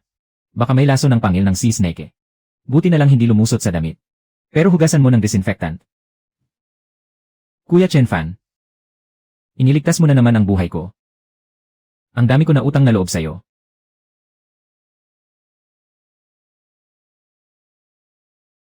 Nadagdagan ang pagtingin ni Lin Xiaoyu sa'yo. Ang kasalukuyang level ng pagtingin ay 76 hanggang 100. Hindi pa sapat ang nararamdaman niya. Kailangan panggalingan. Halos mamatay ako sa takot kanina. Nung nakita kong kinalagkad palabas si Lin Xiaoyu.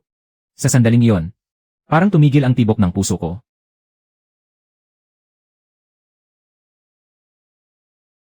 Parami na ng parami ang mga mutant na yan. Hindi pa yung dalawang yun ang pinakamalaki. Sa kailaliman ng dagat. Baka may mga mas nakakatakot pa roon. Ate Jen Suyan, tama na. Natatakot na ako kahit sa tunog lang ng alon. Normal lang matakot. Pero ang gagaling nyo ngayong araw. Nagtutulungan. Nagkakaisa. Lin Xiaoyu, sa susunod. Tumayo ka ng mas malayo sa gilid ng barko. Opo, naiintindihan ko po.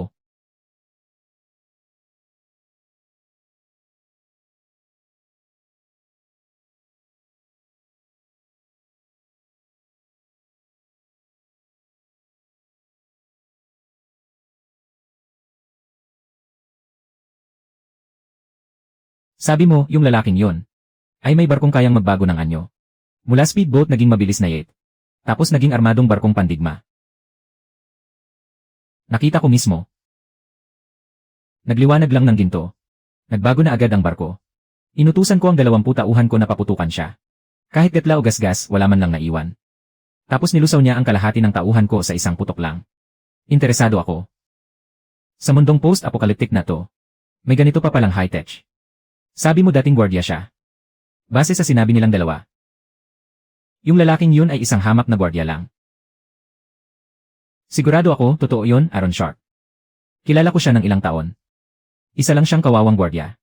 Hindi niya gawa ang mga barkong yan. Siguradong nakapulot lang siya ng kung anong sikretong kagamitang militar. Tama, swerte lang talaga ang lalaking yun. Aaron Sharp, kapag kumilos kayo, hindi siya makakalaban sa inyo.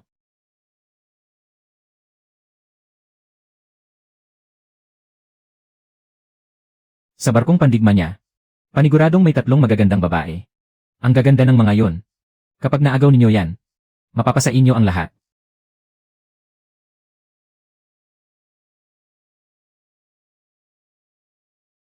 Ang tamis mo namang magsalita.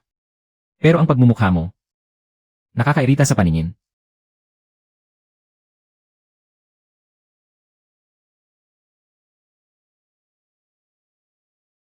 Sabi mo may kanyon at armor ang barko niya. Mahirap na siyang pagin. Pero hindi imposible na matalo siya. Dito sa dagat, marami tayong mga mutant. Basta madala lang natin ang barko niya sa lugar na maraming mutant. At sasabayan pa ng firepower ko, mapipincer move natin siya. Kahit gaano katibay ang barko niya, hindi niya kakayanin yon. Aaron Sharp, paano niyo siya dadalhin doon? Hehe, may plano ako. Abangan niyo na lang ang show.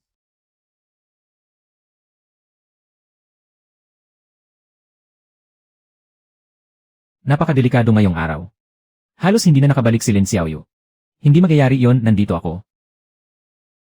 Ang taas naman ng kumpiyansa mo. Hindi ito sa kumpiyansa. Pangako ko sa inyong lahat, ililigtas ko kayo. Paninindigan ko ang sinabi ko. Chen Fan. Alam mo ba? Dati, hindi ako naniniwala na ang isang tao ay kayang magligtas ng buhay ng iba sa ganitong panahon. Pero nitong mga nakaraang araw, napatunayan mo yon. May gusto sana akong itanong sa'yo. Nais mo na ba? Kung sakaling dumating ang araw na mapagod ka, at di mo na kayanin. Pero di ako nangangahas na masyadong isipin yon. Kung talagang dumating ang araw na yon, pwede mo bang sabihin sa akin na di na natin kailangan na mag-isa ang sumalo?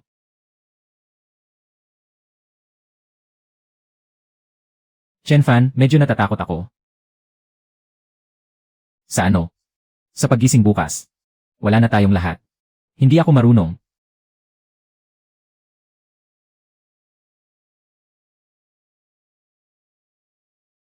Chen Fan, sumama ka sa akin.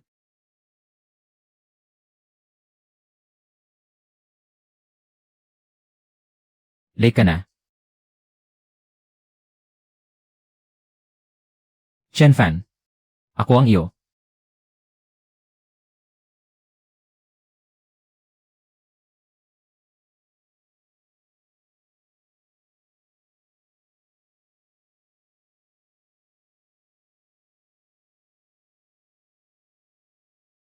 Gaano ka nakatagal gising? Kagigising ko lang. Huwag mo akong titigan. Hindi na maganda. Tinititigan mo pa rin naman ako.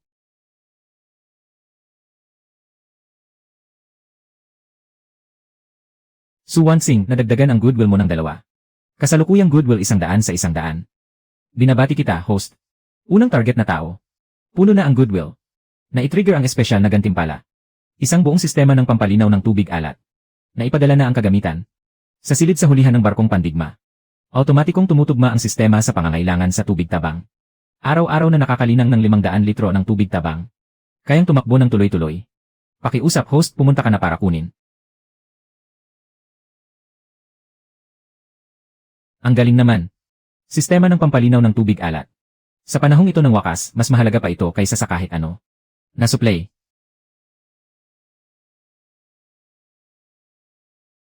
Ano? Napakalaking biyaya nito. Tara, dadalhin ko kayo para makita ang isang magandang bagay.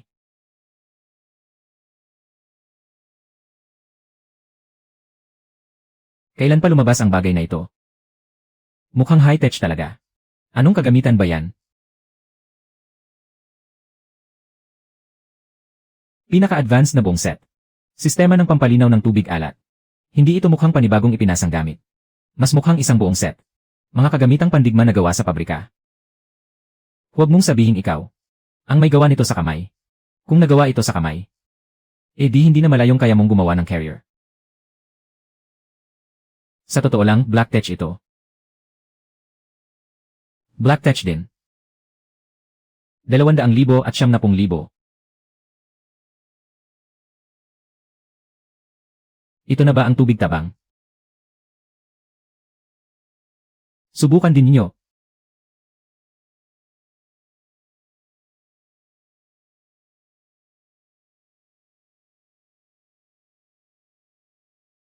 Malinis at malinaw. May kaunting tamis. Tubig tabang ito, hindi tubig alat.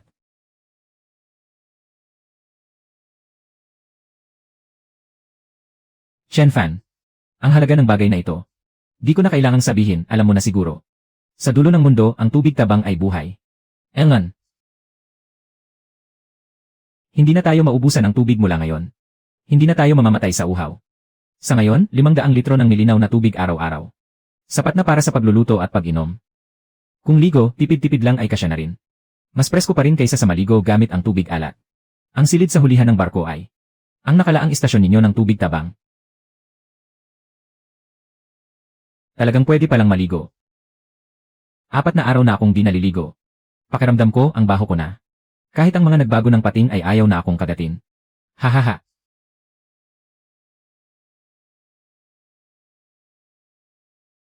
Pero kailangan pa ring magtipid. Kaunti. Kahit 500 litro araw-araw ay parang marami na. Pero para sa 4 na tao, araw-araw na. Kailangan pa ring planuhin ang paliligo, pagluluto, at pagkain.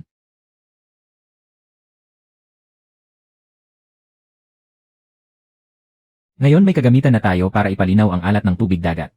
Sa susunod, kung mag-upgrade tayo ng barko, baka lalo pang tumaas ang kapasidad natin.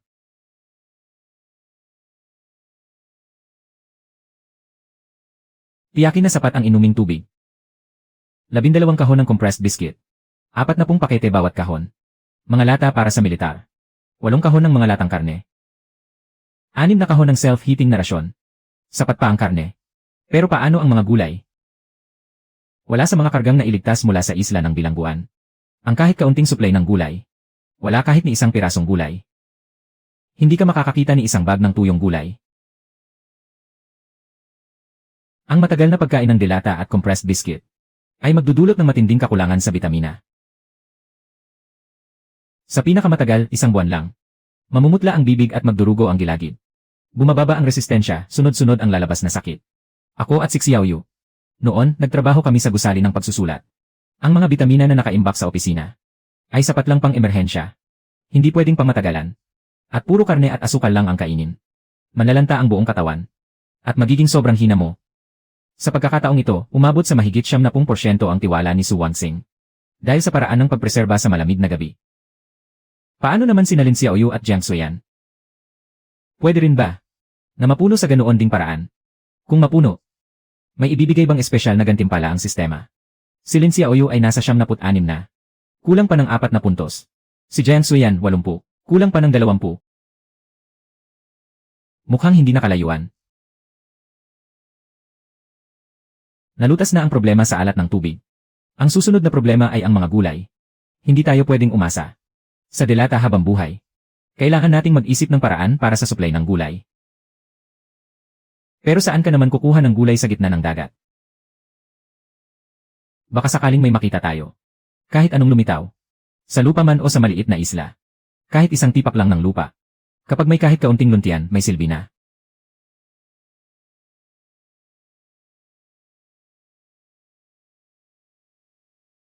Saklolo, ayos na, ayos na. 3 araw na akong walang kain. Halos kalahating bote na lang ng tubig ang natitira. Sige na, awa na lang, awa na lang. Matanda na ako.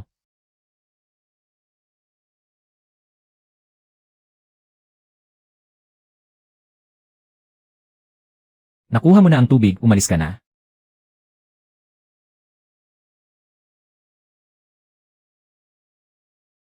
Ibibigay ko na nga ang isang ito. Hoy, bata. Marami kayong supply sa barko. Pahingi naman ako ng kaunti, pwede ba? Delata, karne at biskit. Matandang ito, gutom na talaga. Kayong mga bata, malalakas at malulusog. Kumain lang kayo ng kaunti, di kayo mamamatay sa gutom. Ano ba ang problema sa taong ito? Nag-alok na ng tubig, pero ang dami pa ring reklamo. Hindi tubig ang gusto niya. Gusto niya lang makakuha ng mas marami. Ang kapal din ng mukha niya. Bata, matuto kang rumespeto. Tingnan mo nga ako, ganito na ako katanda. Noong payapa pa ang panahon. Dapat may nag-aalalay na sa akin sa pagtawid. Ang ganda ng barko ninyo, may kanyon at dambuhalang supply. Tapos 1 kahon lang ng tubig ang ibibigay sa akin. Ang lakas pa niyang magsalita, parang siya pa ang tama. Para bang ginawa na niya ang sarili niyang hari.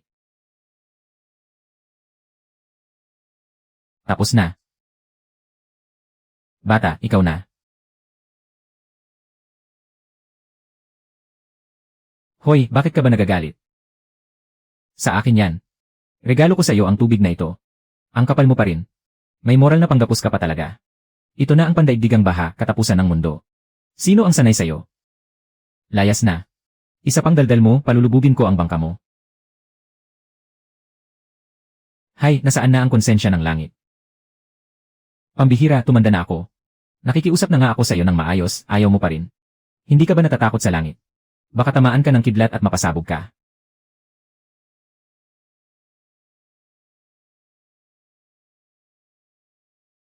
Hoy, ganyan talaga ang tao. Classic na walang hiya at walang delikadeza. Kung bibigyan mo siya ng sobra, lalo lang siyang hihingi. Habang lalong pinapaburan, lalong sakim. Sapat ang tao, lulunukin pati elepante ang ahas. Sa katapusan ng mundo, hindi ka dapat maawa sa ganyang tao. May bahid ng pag-aalinlangan ang mga sinabi niya. Mag-isa. Isang matandang palutang-lutang sa dagat. Nang makita niya ang armadong barko, ang unang reaksyon niya ay hindi takot, kundi panghihingi na parang namamalimos. Hindi yata bagay. Sa normal na reaksyon ng mga nawalan ng tahanan. Pakiramdam ko may problema ang matandang iyon. Pero anuman ang problema niya. Basta mangahas siyang sumunod dito. Hindi kami magbubukas ng makinang kanyon.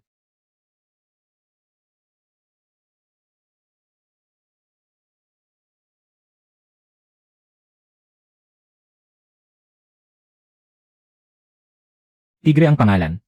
Ako ang nagbayad, matanda. Kapag narinig mo ako, sumagot ka. CJ. Nakita ko na ang itim na barkong pandigma. Nakabalot ng baluting armas. May dagdag na silid sa hulihan ng barko. Mukhang kamakailan lang iyon kinabitan. May isang lalaki at 3 babae sa barko. Ang lalaki, nasa 20 ang itsura. Magaganda ang 3 babae. Mukhang marami silang supply. Direksyon nila. Timog silangan. Katamtamang bilis. Batay sa takbo nila. Mga bandang dapit hapon. Dadaan sila sa rehiyon ng bahura ng pating. Mabuti, patuloy kang magbantay. Iulat mo agad kapag may galaw. Ayos na, ayos na. Tigre ang pangalan. Kapag tapos na ang lahat, hindi mawawala sa iyo ang isang pulo na may mga pulo sa paligid. Tingnan niyong mabuti. Talagang isa itong pulo. Tunay na luntiang pulo. Nakakabighani ang kulay nito, luntian. Mataas ang lupa, hindi gaanong nakalitaw sa tubig. Sa ngayon, hindi pa inaabot ng tubig ang pampang. Buo pa ang mga halaman. Walang malinaw na bakas ng polusyon. Maghanda sa paglapit sa pampang at pag-akyat sa pulo. Sa wakas, nakarating din ako sa lupa. Amoy lupa. Hindi ko akalaing darating ang araw na mamimiss ko ang amoy ng lupa.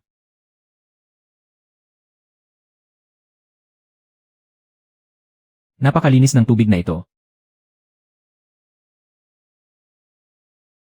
Preskong tubig. Ha? Preskong tubig nga. Ang sarap sa pakiramdam. Wala na akong pakialam. Babab ako.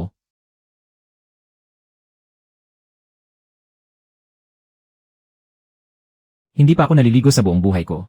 Nang ganito kasarap. Preskong tubig pa rin. Purong natural na preskong tubig. Kung pwede lang dalhin ang isang lawang ito sa barko, ayos na sana.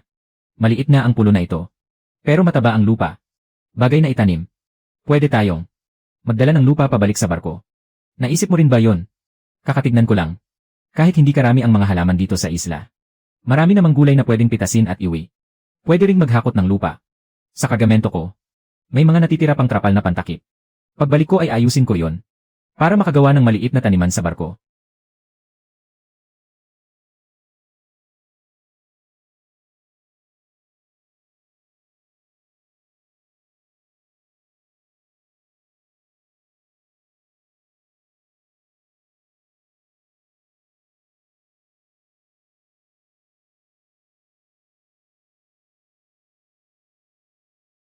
Maghapong nagsaka ang katawan ko ngayon. Hindi ko akalain na magugustuhan kong mag-farm. Kung titipirin natin ang mga ligaw na gulay na to, tatagal tayo ng ilang sandali. Kapag may lupa na, matutuloy na ang plano nating pagtatanim sa barko. Pwede na nating simulan. Umalis na tayo bago pa dumilim.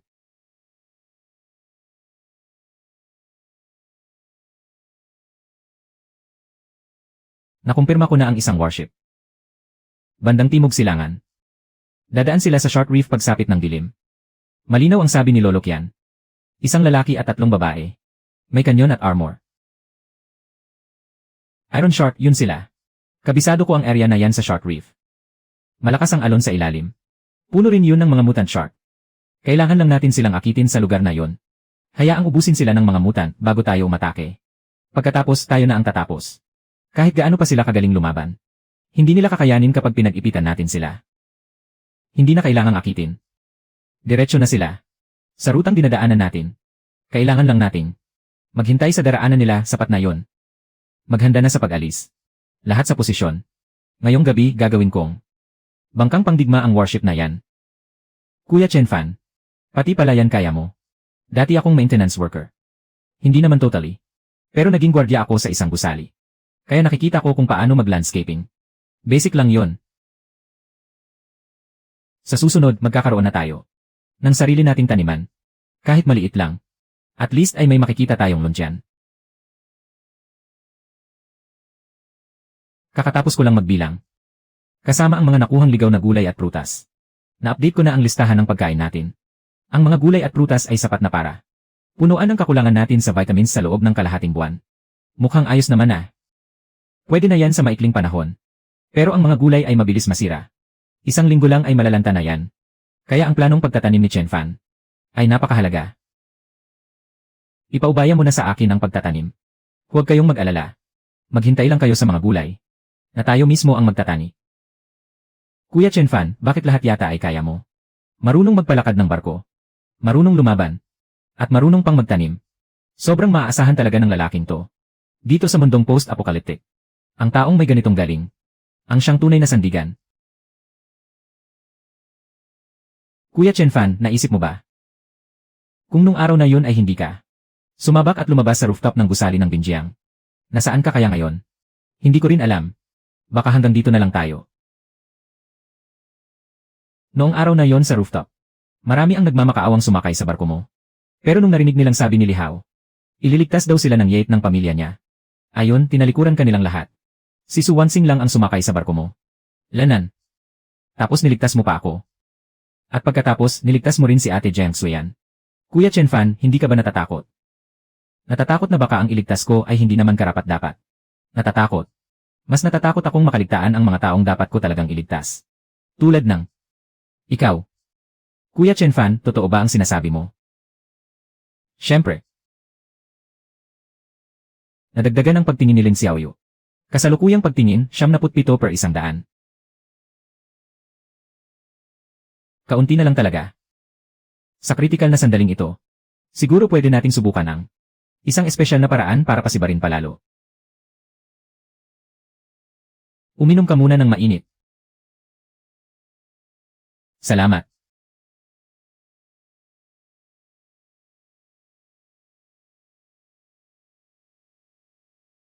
Dati ka ba talagang gwardiya lang? Siyempre. Pero ang ipinakita mong galing ay hindi kayang gawin ng isang ordinaryong gwardiya.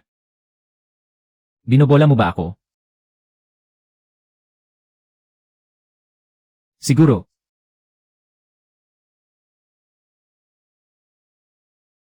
Chenfan.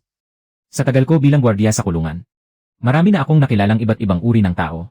Pero ang taong tulad mo, ngayon lang ako nakakita ng katulad mo. Masyado mo naman akong pinupuri.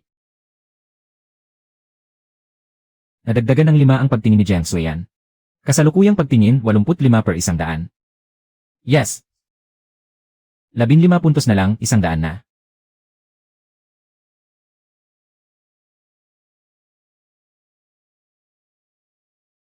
May kung ano sa ilalim ng tubig. Hindi lang isa.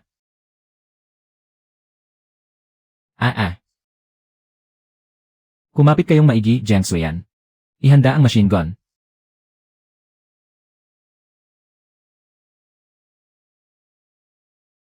Parang may mahigit 10 sila. Nakatarget sila sa barko natin. Para bang may humatak sa kanila papunta rito.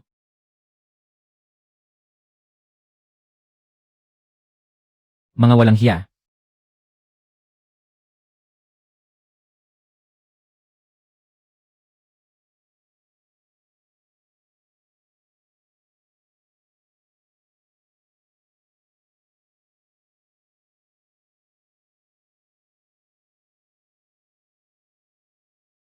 Bakit? Bakit ang dami nila?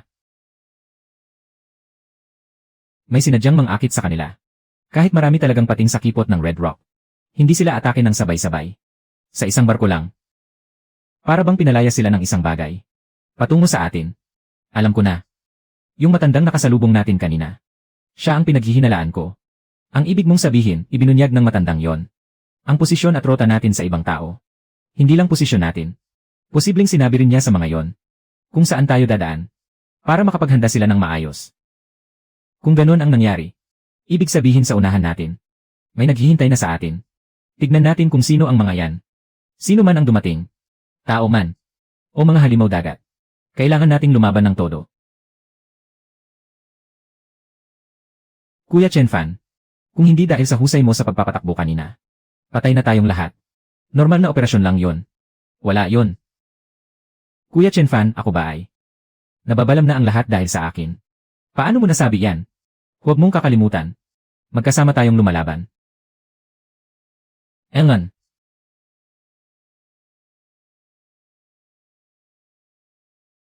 Nadagdagan ng 2 ang pagtingin ni Lin Xiaoyu. Kasalukuyang level ng pagtingin, 99/100. Magaling. Lin Xiaoyu, ayos ka lang ba? Hindi ako makatulog. Sa tuwing pipikit ako, naiisip ko ang mga pating. Yung mga nakabuka ang bibig na parang susugod sa akin. Uminom ka ng maligamam na tubig para kumalma ka. Kuya Chen Fan. Sa tingin mo, hanggang kailan pa kaya itong katapusan ng mundo? Hindi ko alam, baka matagal pa. Kung ganun, ano ang plano mo? Ipagpapatuloy mo ba ang paggabay sa amin? Hanggat gusto ninyong sumama sa akin, dadalhin ko kayo. Gusto kitang sundan. Sasamahan kita kahit saan. Lin Xiaoyu, tumingin ka sa akin.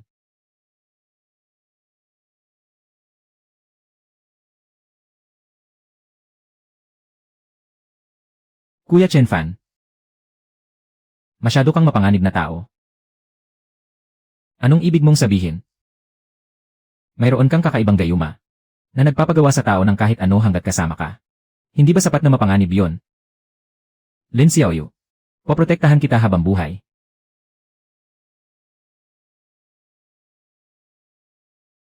Alam kong gagawin mo yan. Nadagdagan ng isa ang pagtingin ni Lin Xiaoyu. Kasalukuyang level ng pagtingin, 100/100. Binabati kita, Master. Nakamit ang ikalawang target na karakter. Puno na ang antas ng pagtingin. Nag-trigger ng special reward, missile system. Vertical launch system na naka-install. May kasamang 50 precision guided missiles. Naka-install na ang kagamitan sa barkong petrel. Nakalagay sa nakatagong bodega ng armas sa gitna ng barko. Range ng missile, 100 kilometro. Terminal velocity, Mach 4. Paki-check na lang, Master. Vertical launch system. 100 kilometro range, Mach 4. Terminal velocity. Ang bagay na ito sa dagat na yung katapusan ng mundo. Ay nangangahulugang kahit sino sa loob ng sakop nito. Ako ang magiging Diyos ng karagatang ito. Ano iyon? Magandang balita, sobrang ganda. Magpahinga ka muna rito. Lalabas lang ako saglit para mag-ikot.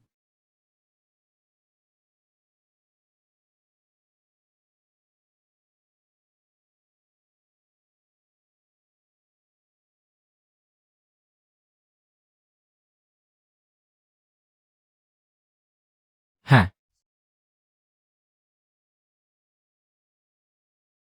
Ano itong bagay na to?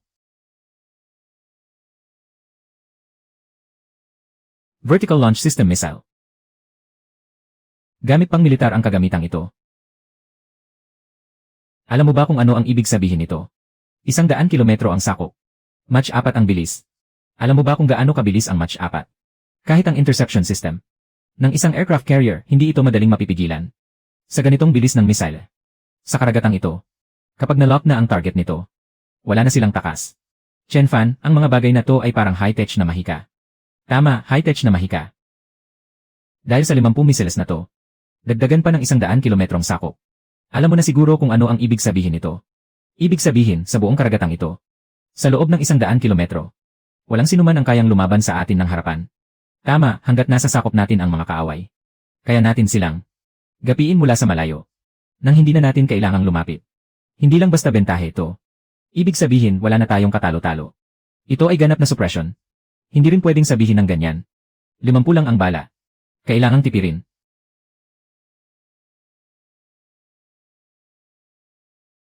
Limampu. Sobra na. Impormasyong ibinalik ni Old Kian. Yung barkong pandigma na yon, nakaraan na sa kipot ng Red Rock. Hindi napigilan ng mutante na pating. Kahit napakaraming pating, hindi pa rin napigilan. Ano ba talaga ang pinagmulan ng batang iyon? Hindi mahalaga ang pinagmulan. Ang mahalaga ay ang barko niya.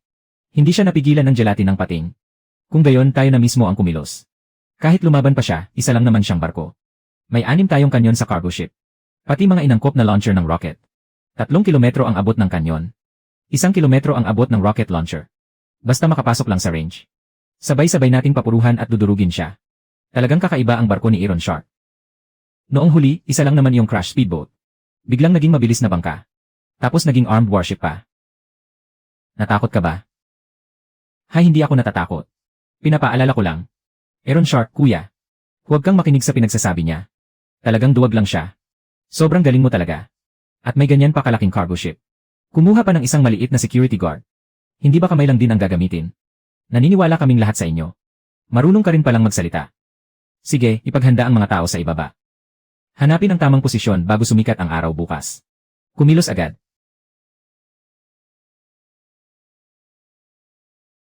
Patigilin ang barko sa harap. Ako si Aaron Shark. Ako ang may sakop sa bahaging dagat na ito. Ibigay ninyo ang barko kung ayaw ninyong mapahamak. Bibigyan ko kayo ng daan para mabuhay.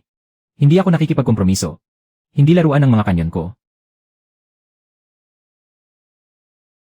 Kung ganoon, siya nga si Aaron Shark. Mukhang mas mahigpit pa siya kaysa sa mga pirata ng dagat. Warship na inangkop mula sa cargo ship. Hindi mahina ang firepower. 6 na kanyon kung sabay-sabay ang putok. Talagang magiging banta. Tama ba, Aaron Shark? Dahil alam mo na kung sino ako. Dapat alam mo rin na kahit 20 barko ng Seawolf, hindi nila ako mapapatay.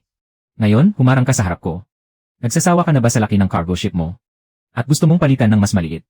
Hindi rin maliit ang bibig ng kabataan. Aba, tignan natin. Sa tingin mo, saan ka kumukuha ng lakas ng loob para sabihin yan? Chen Fan, huwag kang masyadong maingay, security guard ka lang. Ngayon na ang huling araw mo. Ang sirang bangka mo. Kakayanin ba ang isang round ng putok ko? Lulukutin kita na parang salaan. Chen Fan. Narinig mo ba yon? Si Aaron Shark at si Seawolf. Agawin ka na. Sa pagkakataong ito, hindi ka na makakatakas. Yung 3 babae sa barko mo. Mamaya, mapapasa atin na rin lahat. Ikaw na lang ang mangisda sa dagat. Chen Fan, ikaw na security guard. Akala mo ba kaya mong baliktarin ang langit? Matagal ko nang sinabi. Wala ka nang saysay sa buhay na ito. Lumuhod ka at dumikit ang ulo sa lupa. Ako na ang bahala sa 2 salita para sa'yo. Bakit ang dami nilang istorbo? Lihaw, si Zhangqian, mga basurang tao. Paano pa sila umabot hanggang ngayon? Hindi na magtatagal ang pagkapit nila. Tapos na, hintayin na lang nilang mamatay. Nakatutok na ang target. Kargamentong bakal na pating. 5 na kilometro ang layo. Handa nang magpaputok. Sa ganitong layo, kahit ang malapitan na kanyon tatama na. Gamitin ang vertical launch missile. Parang sobrang ganda ng gamit sa malaking pako at maliit na trabaho. Pabugso na ang tama ni Chen Fan. Ipakita natin sa kanila kung sino talaga ang hari sa dagat na ito. Apoy.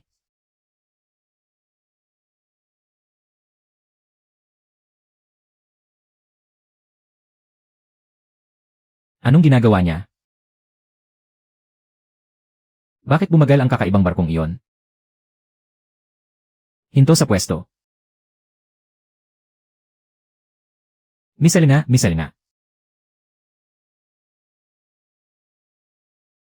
Bilisan, umatras. May missile siya. Paano siya nagkaroon ng missile? Tapos na tayo. Lupaypay na tayo. Totoong sumabog. 2 missile. Isang barkong pangkargamento na armado. Lubusang nawasak. Chen Fan, ngayon. Nasa kamay mo na ang pinakamalakas na panlaban sa malayong distansya sa dagat na ito. Walang kalaban sa loob ng 50 kilometro. Halika, ituloy natin ang ating paglalakbay. Missile, may missile siya talaga.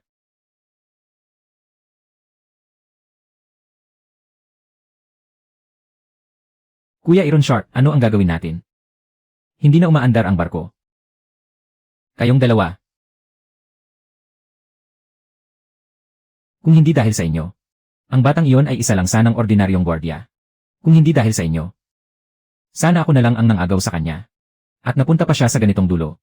Hindi ko alam. Talaga, wala akong alam. Isa lang siyang pobreng gwardiya. Kuya Aaron Shark, wala rin po kaming alam. Niloko niya ang lahat. Palagi lang siyang nagkukunwari. Kuya Aaron Shark, huwag mo kaming iwan. Kayong dalawang inutil. Aha. Ay. Kayong dalawa ay parehong inutil. Chen Fan, maghintay ka. Hanggat hindi pa ako patay, Aaron Shark. Balang araw, babaliktad din ang kapalaran ko. Pagdating ng araw na yon, ipapalasap ko sa iyo ang mas matindi. Ngayon, 10 ulit at 100 ulit na mas miserable ako. Nakikita mo ba? May mga perlas pa sa ibabaw ng mga dahon. Kung ganito kami mabubuhay, baka sakaling. May mga pananim na rin sa barko. Ang ganda ng takbo. Sa ganitong bilis. Pagkalipas ng 1 linggo, pwede na. Makapitas ng unang gulay na makakain. Mabilis lumaki ang mga gulay. Pero maliit lang ang ani. Sa laki ng sukat natin ngayon. Pinakamarami na sigurong dagdag ay 2 toneladang sabaw ng gulay kada linggo. 2 tonelada, malaking dagdag na rin yon. 1 buwan lang ang nakalipas, nag-aalala pa ako. Sa tubig na may inom noon. Ngayon, sagana na tayo sa malinis na tubig. Pwede na rin tayong magtanim. Pakiramdam ko, lalo pang may pag-asa ang mga araw. Check ulit ang inventaryo ng mga supply. Ilang lata pa ang natitira? 9 na kahon ng lata ng karne. 4 na kahon ng dilatang beans. 5 kahon ng dilatang ready-to-eat na pagkain. 11 kahon ng pinresang biskwit. Ang supply ng gulay ay tatagal pa ng mga 4 na araw. Ang unang batch para sa taniman. Pagkalaki nito, pwede na tayong umani ng paikot-ikot. Base sa 4 na tao ngayon. Ang konsumo araw-araw. Ang dilatang karne ay tatagal pa ng 5 linggo. Ang pangunahing pagkain ay may sobra pa para sa 1 buwan. Sapat na ang tubig tabang. Isang problema lang ang meron tayo. Anong problema? Hindi na sapat ang diesel at mga reserba ng krudo. Base sa bilis natin ngayon, pinakamatagal na ang 10 araw pa. Kung walang dagdag supply, lulutang na lang tayo sa dagat. Ang 10 araw hindi biro. Pero sa dagat na ito, ang 10 araw isang kisap mata lang. Kapag may baligtad na agos, o kailangan nating bumilis para umiwas sa panganib. Mas mabilis ang konsumo. Problema sa krudo. Totoong ito ang pinakamalaking krisis ngayon.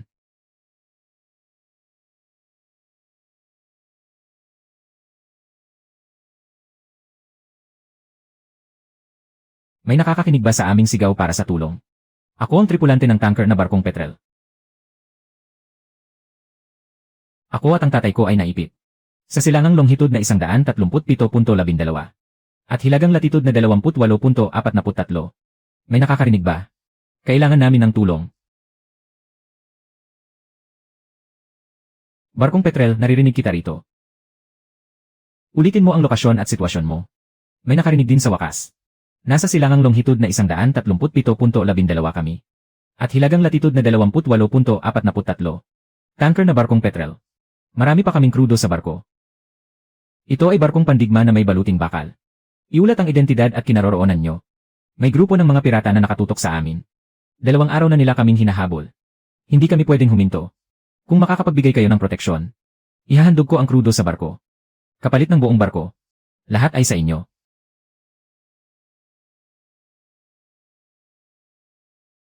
Gaano karami ang krudo ninyo? 3,000 tonelada. Isang inayos na tanker. Puno ang tangke ng langis. Basta matitiyak nyo. Naligtas ang aming mag-ama. Lahat ng krudo ay sa inyo.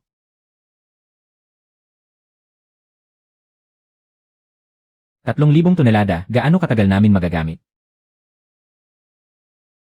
Sa konsumo ng barkong pandigma ngayon, hindi bababa sa 2 taon. Barkong Petrel, tinatanggap namin ang transaksyon. Iulat ang kasalukuyan niyong direksyon at bilis. Dadalhin namin kayo. Napakaganda, salamat sa inyo. Napakaganda, salamat sa inyo. Sa ngayon, Pakanluran Timog kami naglalayag. Bilis na 8 knot. Ina-update ang koordinado bawat 10 minuto. Pakibilisan nyo. Lumalapit na ang mga pirata sa likod. Buong bilis, kumanan agad. Target ay Timog Silangan bahagyang Timog. Suwan Singh, ikaw ang bahala sa komunikasyon. Jen Suyan, suriin mo ang kondisyon ng mga armas. Lin Xiaoyu, maghanda ka. Mga lubid na panghagis at kagamitan sa pagdadaong.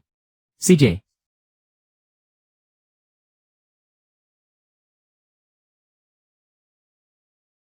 Chen Fan, nakita ko na kayo. Nasa unahan lang namin sila. Papahabol na sa amin ang mga pirata. Yung pinakaunahang speedboat. May nagdadala ng lansang apoy. Nakuha mo ba, Shen Qinyu? Hayaan mong panatilihin ng tatay mo ang takbo ng barko. Huwag magbagal. Huwag kang lilihis. Diretso lang ang takbo. Pero nakapuntirya. Na sila sa tanker natin. Gusto nilang agawin ang gasolina nyo. Siguradong hindi sila magpapaputok. Nagtitiwala ka ba sa akin?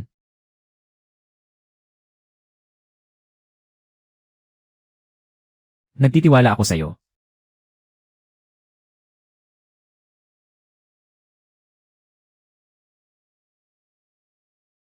Eto na naman sila. Sa tuwing pumapasok si Kuya Chen Fan sa kabina ito, may siguradong mamalasin sa labas. At ang mga minamalas, laging yung mga walang pakiramdam.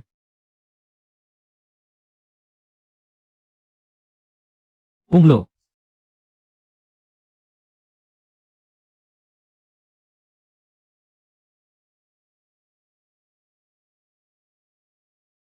Mga gunggong, bakit kayo tumatakbo? Sa tingin nyo ba, ang bulok ninyong bangka makakataka sa rocket ko? Kapag hindi pa kayo huminto, sasabugin ko ang timon nyo. Boss, may paparating na barko sa harap. Parang isang barkong pandigma. Anong ikinakatakot mo? 3 ang speedboat natin. At may 12 ng baril tayo. Ano namang magagawa ng bulok na lansa? Na yan.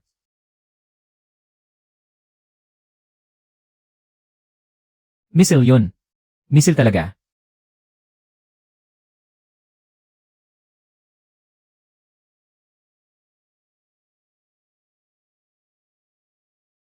Boss, wala na ang barko ni boss. Umiikot, mabilis, lumayo kayo.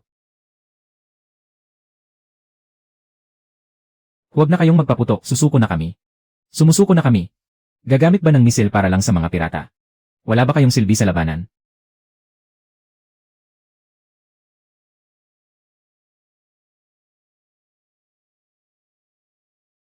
Wala na, ubos na lahat.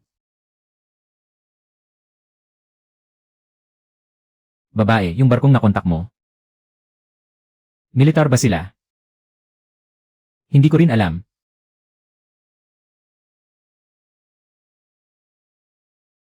Shen Qingyu. Ako yung kanina. Salamat sa inyo. Taos pusong salamat. Ligtas ba ang lahat ng nasa barko nyo? Ligtas. Ayos lang kami ni tatay. Nagulat lang kami ng kaunti. Tuloy ang usapan base sa napagkasunduan. Magbigay kayo ng gasolina. Isusumpa kong ligtas kayong mag-ama. Pwede kayong manatili sa barko. Sasama kami sa inyo. Matanda na si tatay. Isama niyo na ako. Masyadong mapanganib ang magpalutang-lutang sa dagat. Hanggat hindi niyo kami minamasama. Handa kaming magtrabaho. Magluto, mag-operate, mag-repair. Lahat kaya namin gawin. Sakay na kayo. Uminom muna kayo ng mainit na tubig at magpahinga.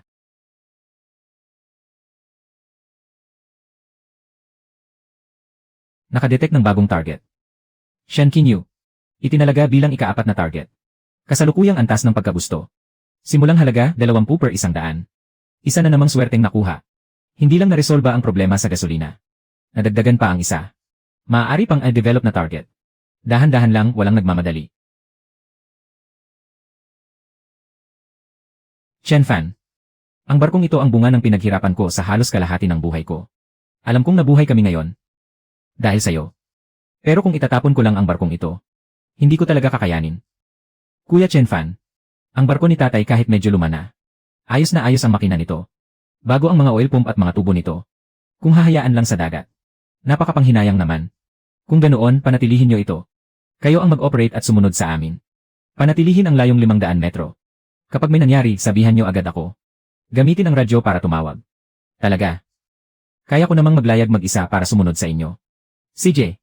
Naiintindihan ko, huwag kang mag-alala. Sisiguraduhin kong hindi ako magiging pabigat. Ang galing, may plota na tayo ngayon. Isang barkong pandigma. Dala ang isang barkong tanker. Ito ang tamang paraan para mabuhay sa dulo ng mundo. Ang tamang estratehiya sa paglalayag. Ang tanker ay nasa likod. Ng 500 metro mula sa punong barko. Pumila ng maayos. Para masiguro ang ligtas na distansya. At hindi mapag-iwanan. Ang ganitong pormasyon sa dagat. Ay talagang epektibo. Tapos na ang paglilipat ng krudo. Puno na ang tangke ng pandigma. Puno na rin ang lahat ng reserbang bariles. Salamat, Kuya Chen Fan. Hindi mo lang niligtas ang buhay namin ni Papa. Pinayagan mo pa kaming isama ang barko niya. Hindi ko makakalimutan ang utang na loob na to. Initial value, 20.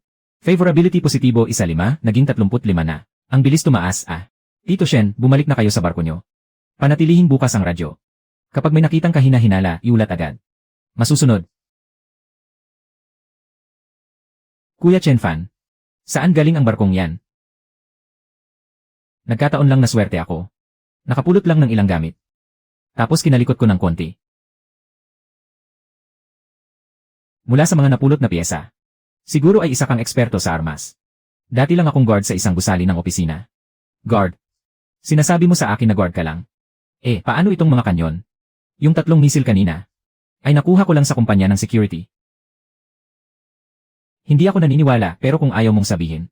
Hindi na ako magtatanong. Basta ang mahalaga kung ano ka man noon. Sa ngayon.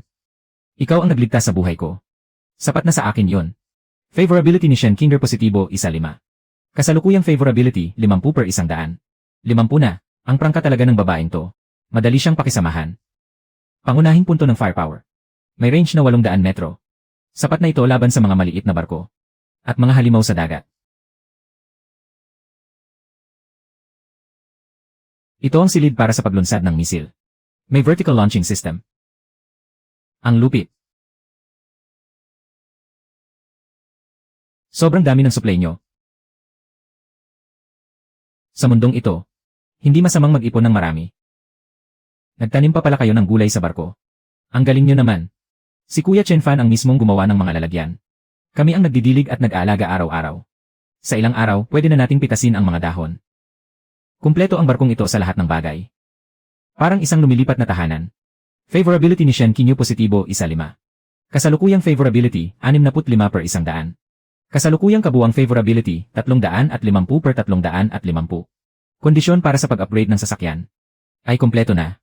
Maaari nang mag-upgrade anumang oras. Pinakabagong balita. Swerte talaga ang lalaking yun na si Chen Fan. Nakakuha siya ng isang tanker. Ngayon, ang tanker na yun ay nasa likod ng pangunahing barko niya. Bumuo sila ng 2 barkong armada. Ang krudo para sa barko. Kapag hindi pa natin siya pinatigil. Pag lumakas pa siya ng tuluyan, wala na tayong pagkakataong lapitan siya. Tama, kaya kailangan na natin kumilos.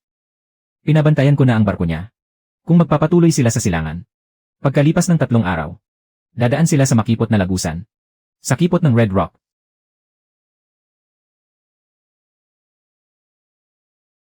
Aaron Shark, ikaw na ang bahala sa plano. Susunod kami sa'yo. Mayroon kaming mahigit 10 baril dito. At kasama pa si Aaron Shark. May nakuha tayong 2 kanyon pang baybayin. Hindi na siya makakatakas ngayon. Maglalagay tayo ng kanyon sa magkabilang panig ng kipot ng Red Rock. Magtayo kayo ng posisyon sa likod ng mga bato. Magpadala kayo ng peking signal para akitin ang barko ni Chen Fan sa lagusan. Kapag pumasok na siya sa makipot na bahagi, sabay ninyong paputukan. Ipalubog ninyo ang punong barko niya, pati na ang barkong panustos. Sa pagkakataong ito, ako mismo ang tatapos sa kanya. Aaron Shark, nandito rin ako. Gusto ko ring tumulong. Tama, Kuya Aaron Shark. Pamilyar kami sa kanya. Makakatulong kami.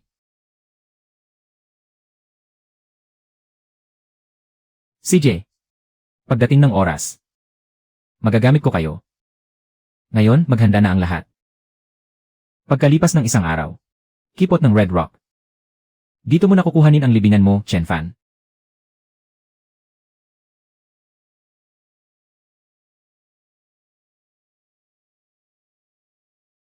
Ano yon?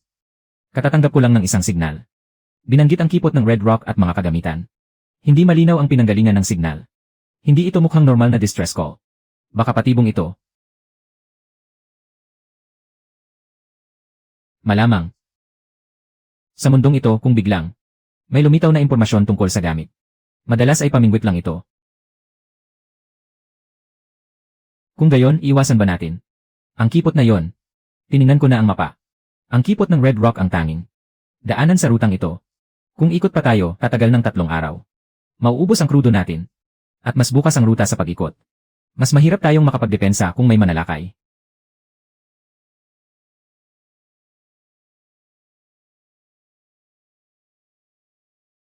Sa kanan, 200 metro. May mga anino sa gilid ng bangin. Masyadong halata. Parang sinadya nilang ipakita sa akin. Sa kaliwa rin, mayroon ding nakaposisyon. May ambu sa magkabilang panig. Balak yata nila tayong ipit sa gitna. Ano ang gagawin natin? Tutuloy pa ba tayo? Siyempre, tutuloy. Hayaan nating isipin nilang nakuha na nila ang gusto nila. Kapag inilantad na nila ang lahat ng armas nila, doon natin sila ubusin. Su Wanxing, panatilihin ang bilis natin. Jiang Suyan, humanda ka sa machine gun. Maging handa sa malapitang bakbakan. Lin Xiaoyu, Shen Qingyu. Pumasok na kayo sa kabin at unlock ang pinto. Masusunod. Handa na ang machine gun. Paparating na. Kuya Chen Fan, mag-ingat ka.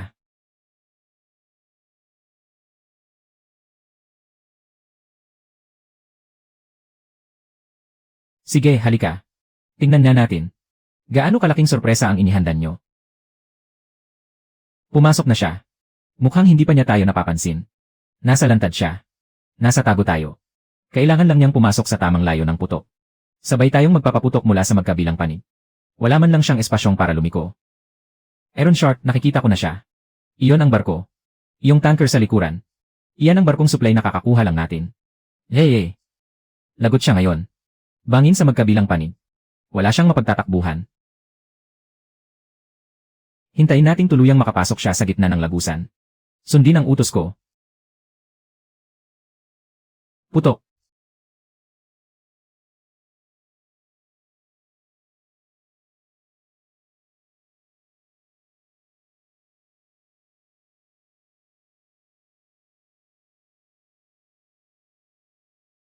Paano nangyari iyon?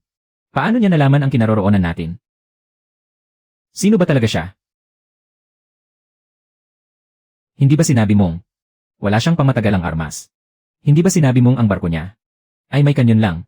Gaano karaming kasinungalingan ang sinabi mo? Hindi ko talaga alam, Iron Shark. Wala talaga siyang mga misil noon. Siguradong kamakailan lang niya nakuha ang mga yon. Sumusumpa ako. Hindi ko talaga alam. Iron Shark, nakalusot na siya. Hindi na natin siya mapipigilan. Chen Fan. Ako si Iron Shark, sumusumpa sa langit. Habang may hininga pa ako, huwag mong asahang magkakaroon ka pa ng tahimik na buhay. Nakalabas na tayo. Nakalabas na. Tinambangan tayo sa kipot. Ni isang hibla ng buhok ay hindi man lang nasugatan. Kuya Chen Fan, iyong 3 misil. Ang ganda ng tama, astig na astig. Nalipol ang lahat ng 3 pwesto ng putok ng ambus. Pero malamang buhay pa si Iron Shark. Matitigas ang buhay ng mga ganoong kontrabida. Hindi siya namatay. Pagkatapos ng pagsabog ng mga misil, may mga nakaligtas sa bangin. May mga bakas ng paggalaw. Pero nawasak ang mga kanyon niya sa pampang. Karamihan sa mga tauhan niya ay patay o sugatan. Hindi siya makakabangon agad. Pero hindi siya basta susuko. Hindi ganoon ang taong iyon. Hanggat may natitira pa siyang hininga. Kakapit at kakapit pa rin siya. Kaya bago pa siya muling makapagtipon ng puwersa, kailangan natin siyang mahanap. At tuluyang tapusin. Baliw siya, mag-isa lang. Pero buong tapang na sumugod sa isang mabilis na bangka. May baril siya. Chen Fan, winasak mo ang lahat ng mayroon ako. Isasama kita ngayon. Sa kailaliman ng impyerno. Babanggain niya ang barko. Putukan niyo ang makina niya.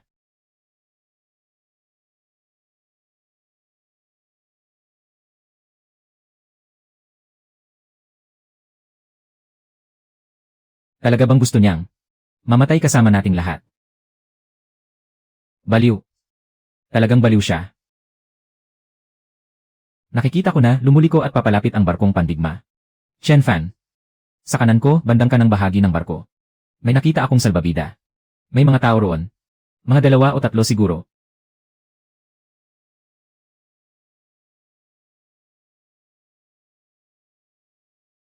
Ay.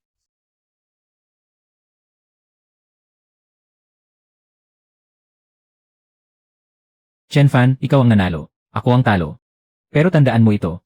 Kahit patay mo ako ngayon, hindi mababawasan ang masasamang tao sa dagat na ito. Tapos na ang mundong ito. Wala kang maililigtas na kahit sino. Tama ang sinabi mo. Tapos na ang mundong ito. Pero hindi ko balak iligtas ang lahat. Gusto ko lang mabuhay ng maayos. Mali ako. Alam kong mali talaga ako.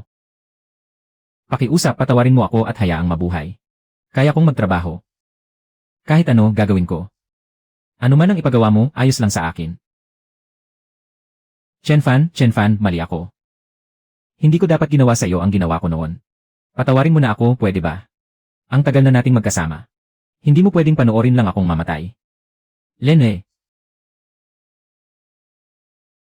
Hindi kayo karapat-dapat sumakay sa barko ko. Huwag ninyong dudumihan ang kubyerta ko. Tumalo na kayo. O ako ang magpapababa sa inyo.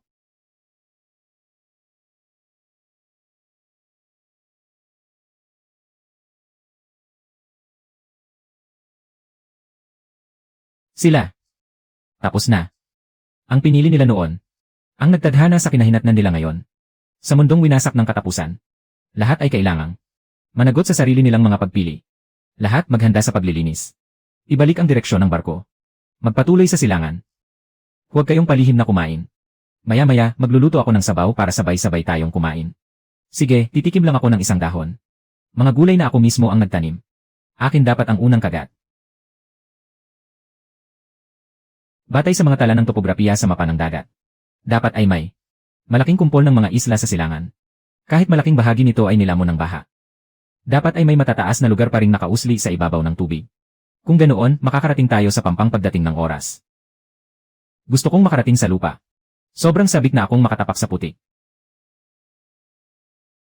Kaunti na lang, kakain na tayo. Huwag magmadali. Chen Fan, maayos ang lahat sa panig ko. Maayos na nakasunod ang barkong pangkarga ng langis. Panatilihin ang layong 400 metro. Walang problema, huwag kang mag-alala. Ipinagkakatiwala ko sa iyo ang buhay ko. Hanggat umaandar pa ang barko ko. Hinding-hindi kita pababayaan. Salamat sa pagsisikap, Mang Shen. Panatilihin lang natin ang distansyang ito. May mga ibon, ibig sabihin malapit na tayo sa lupa.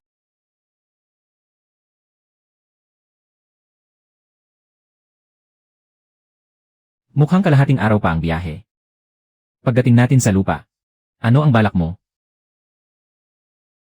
Dadaong muna tayo para magpahinga. Pagkatapos, susuriin natin ang lupang iyon. Kung angkop ba itong tirhan ng matagal? Kung hindi ito angkop, magpapatuloy tayo. Kahit gaano pa kalayo ang marating natin, sasama kaming lahat sa'yo.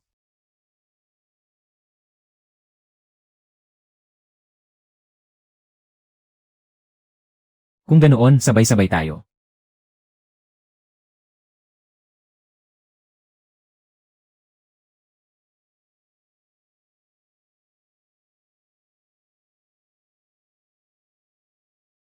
Lupa talaga ang lupa. Hindi ito maliit na isla. Malawak na lupain ito.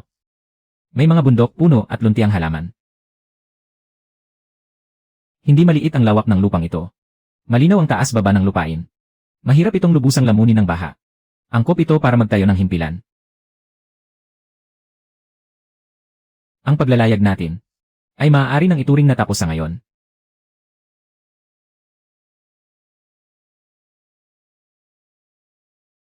Habang hindi pa tayo nasa dulo, may pag-asa pa. Basta naroon pa ang barko at buhay pa tayo. Makakapagpatuloy pa tayo. Makarating tayo sa Pampang.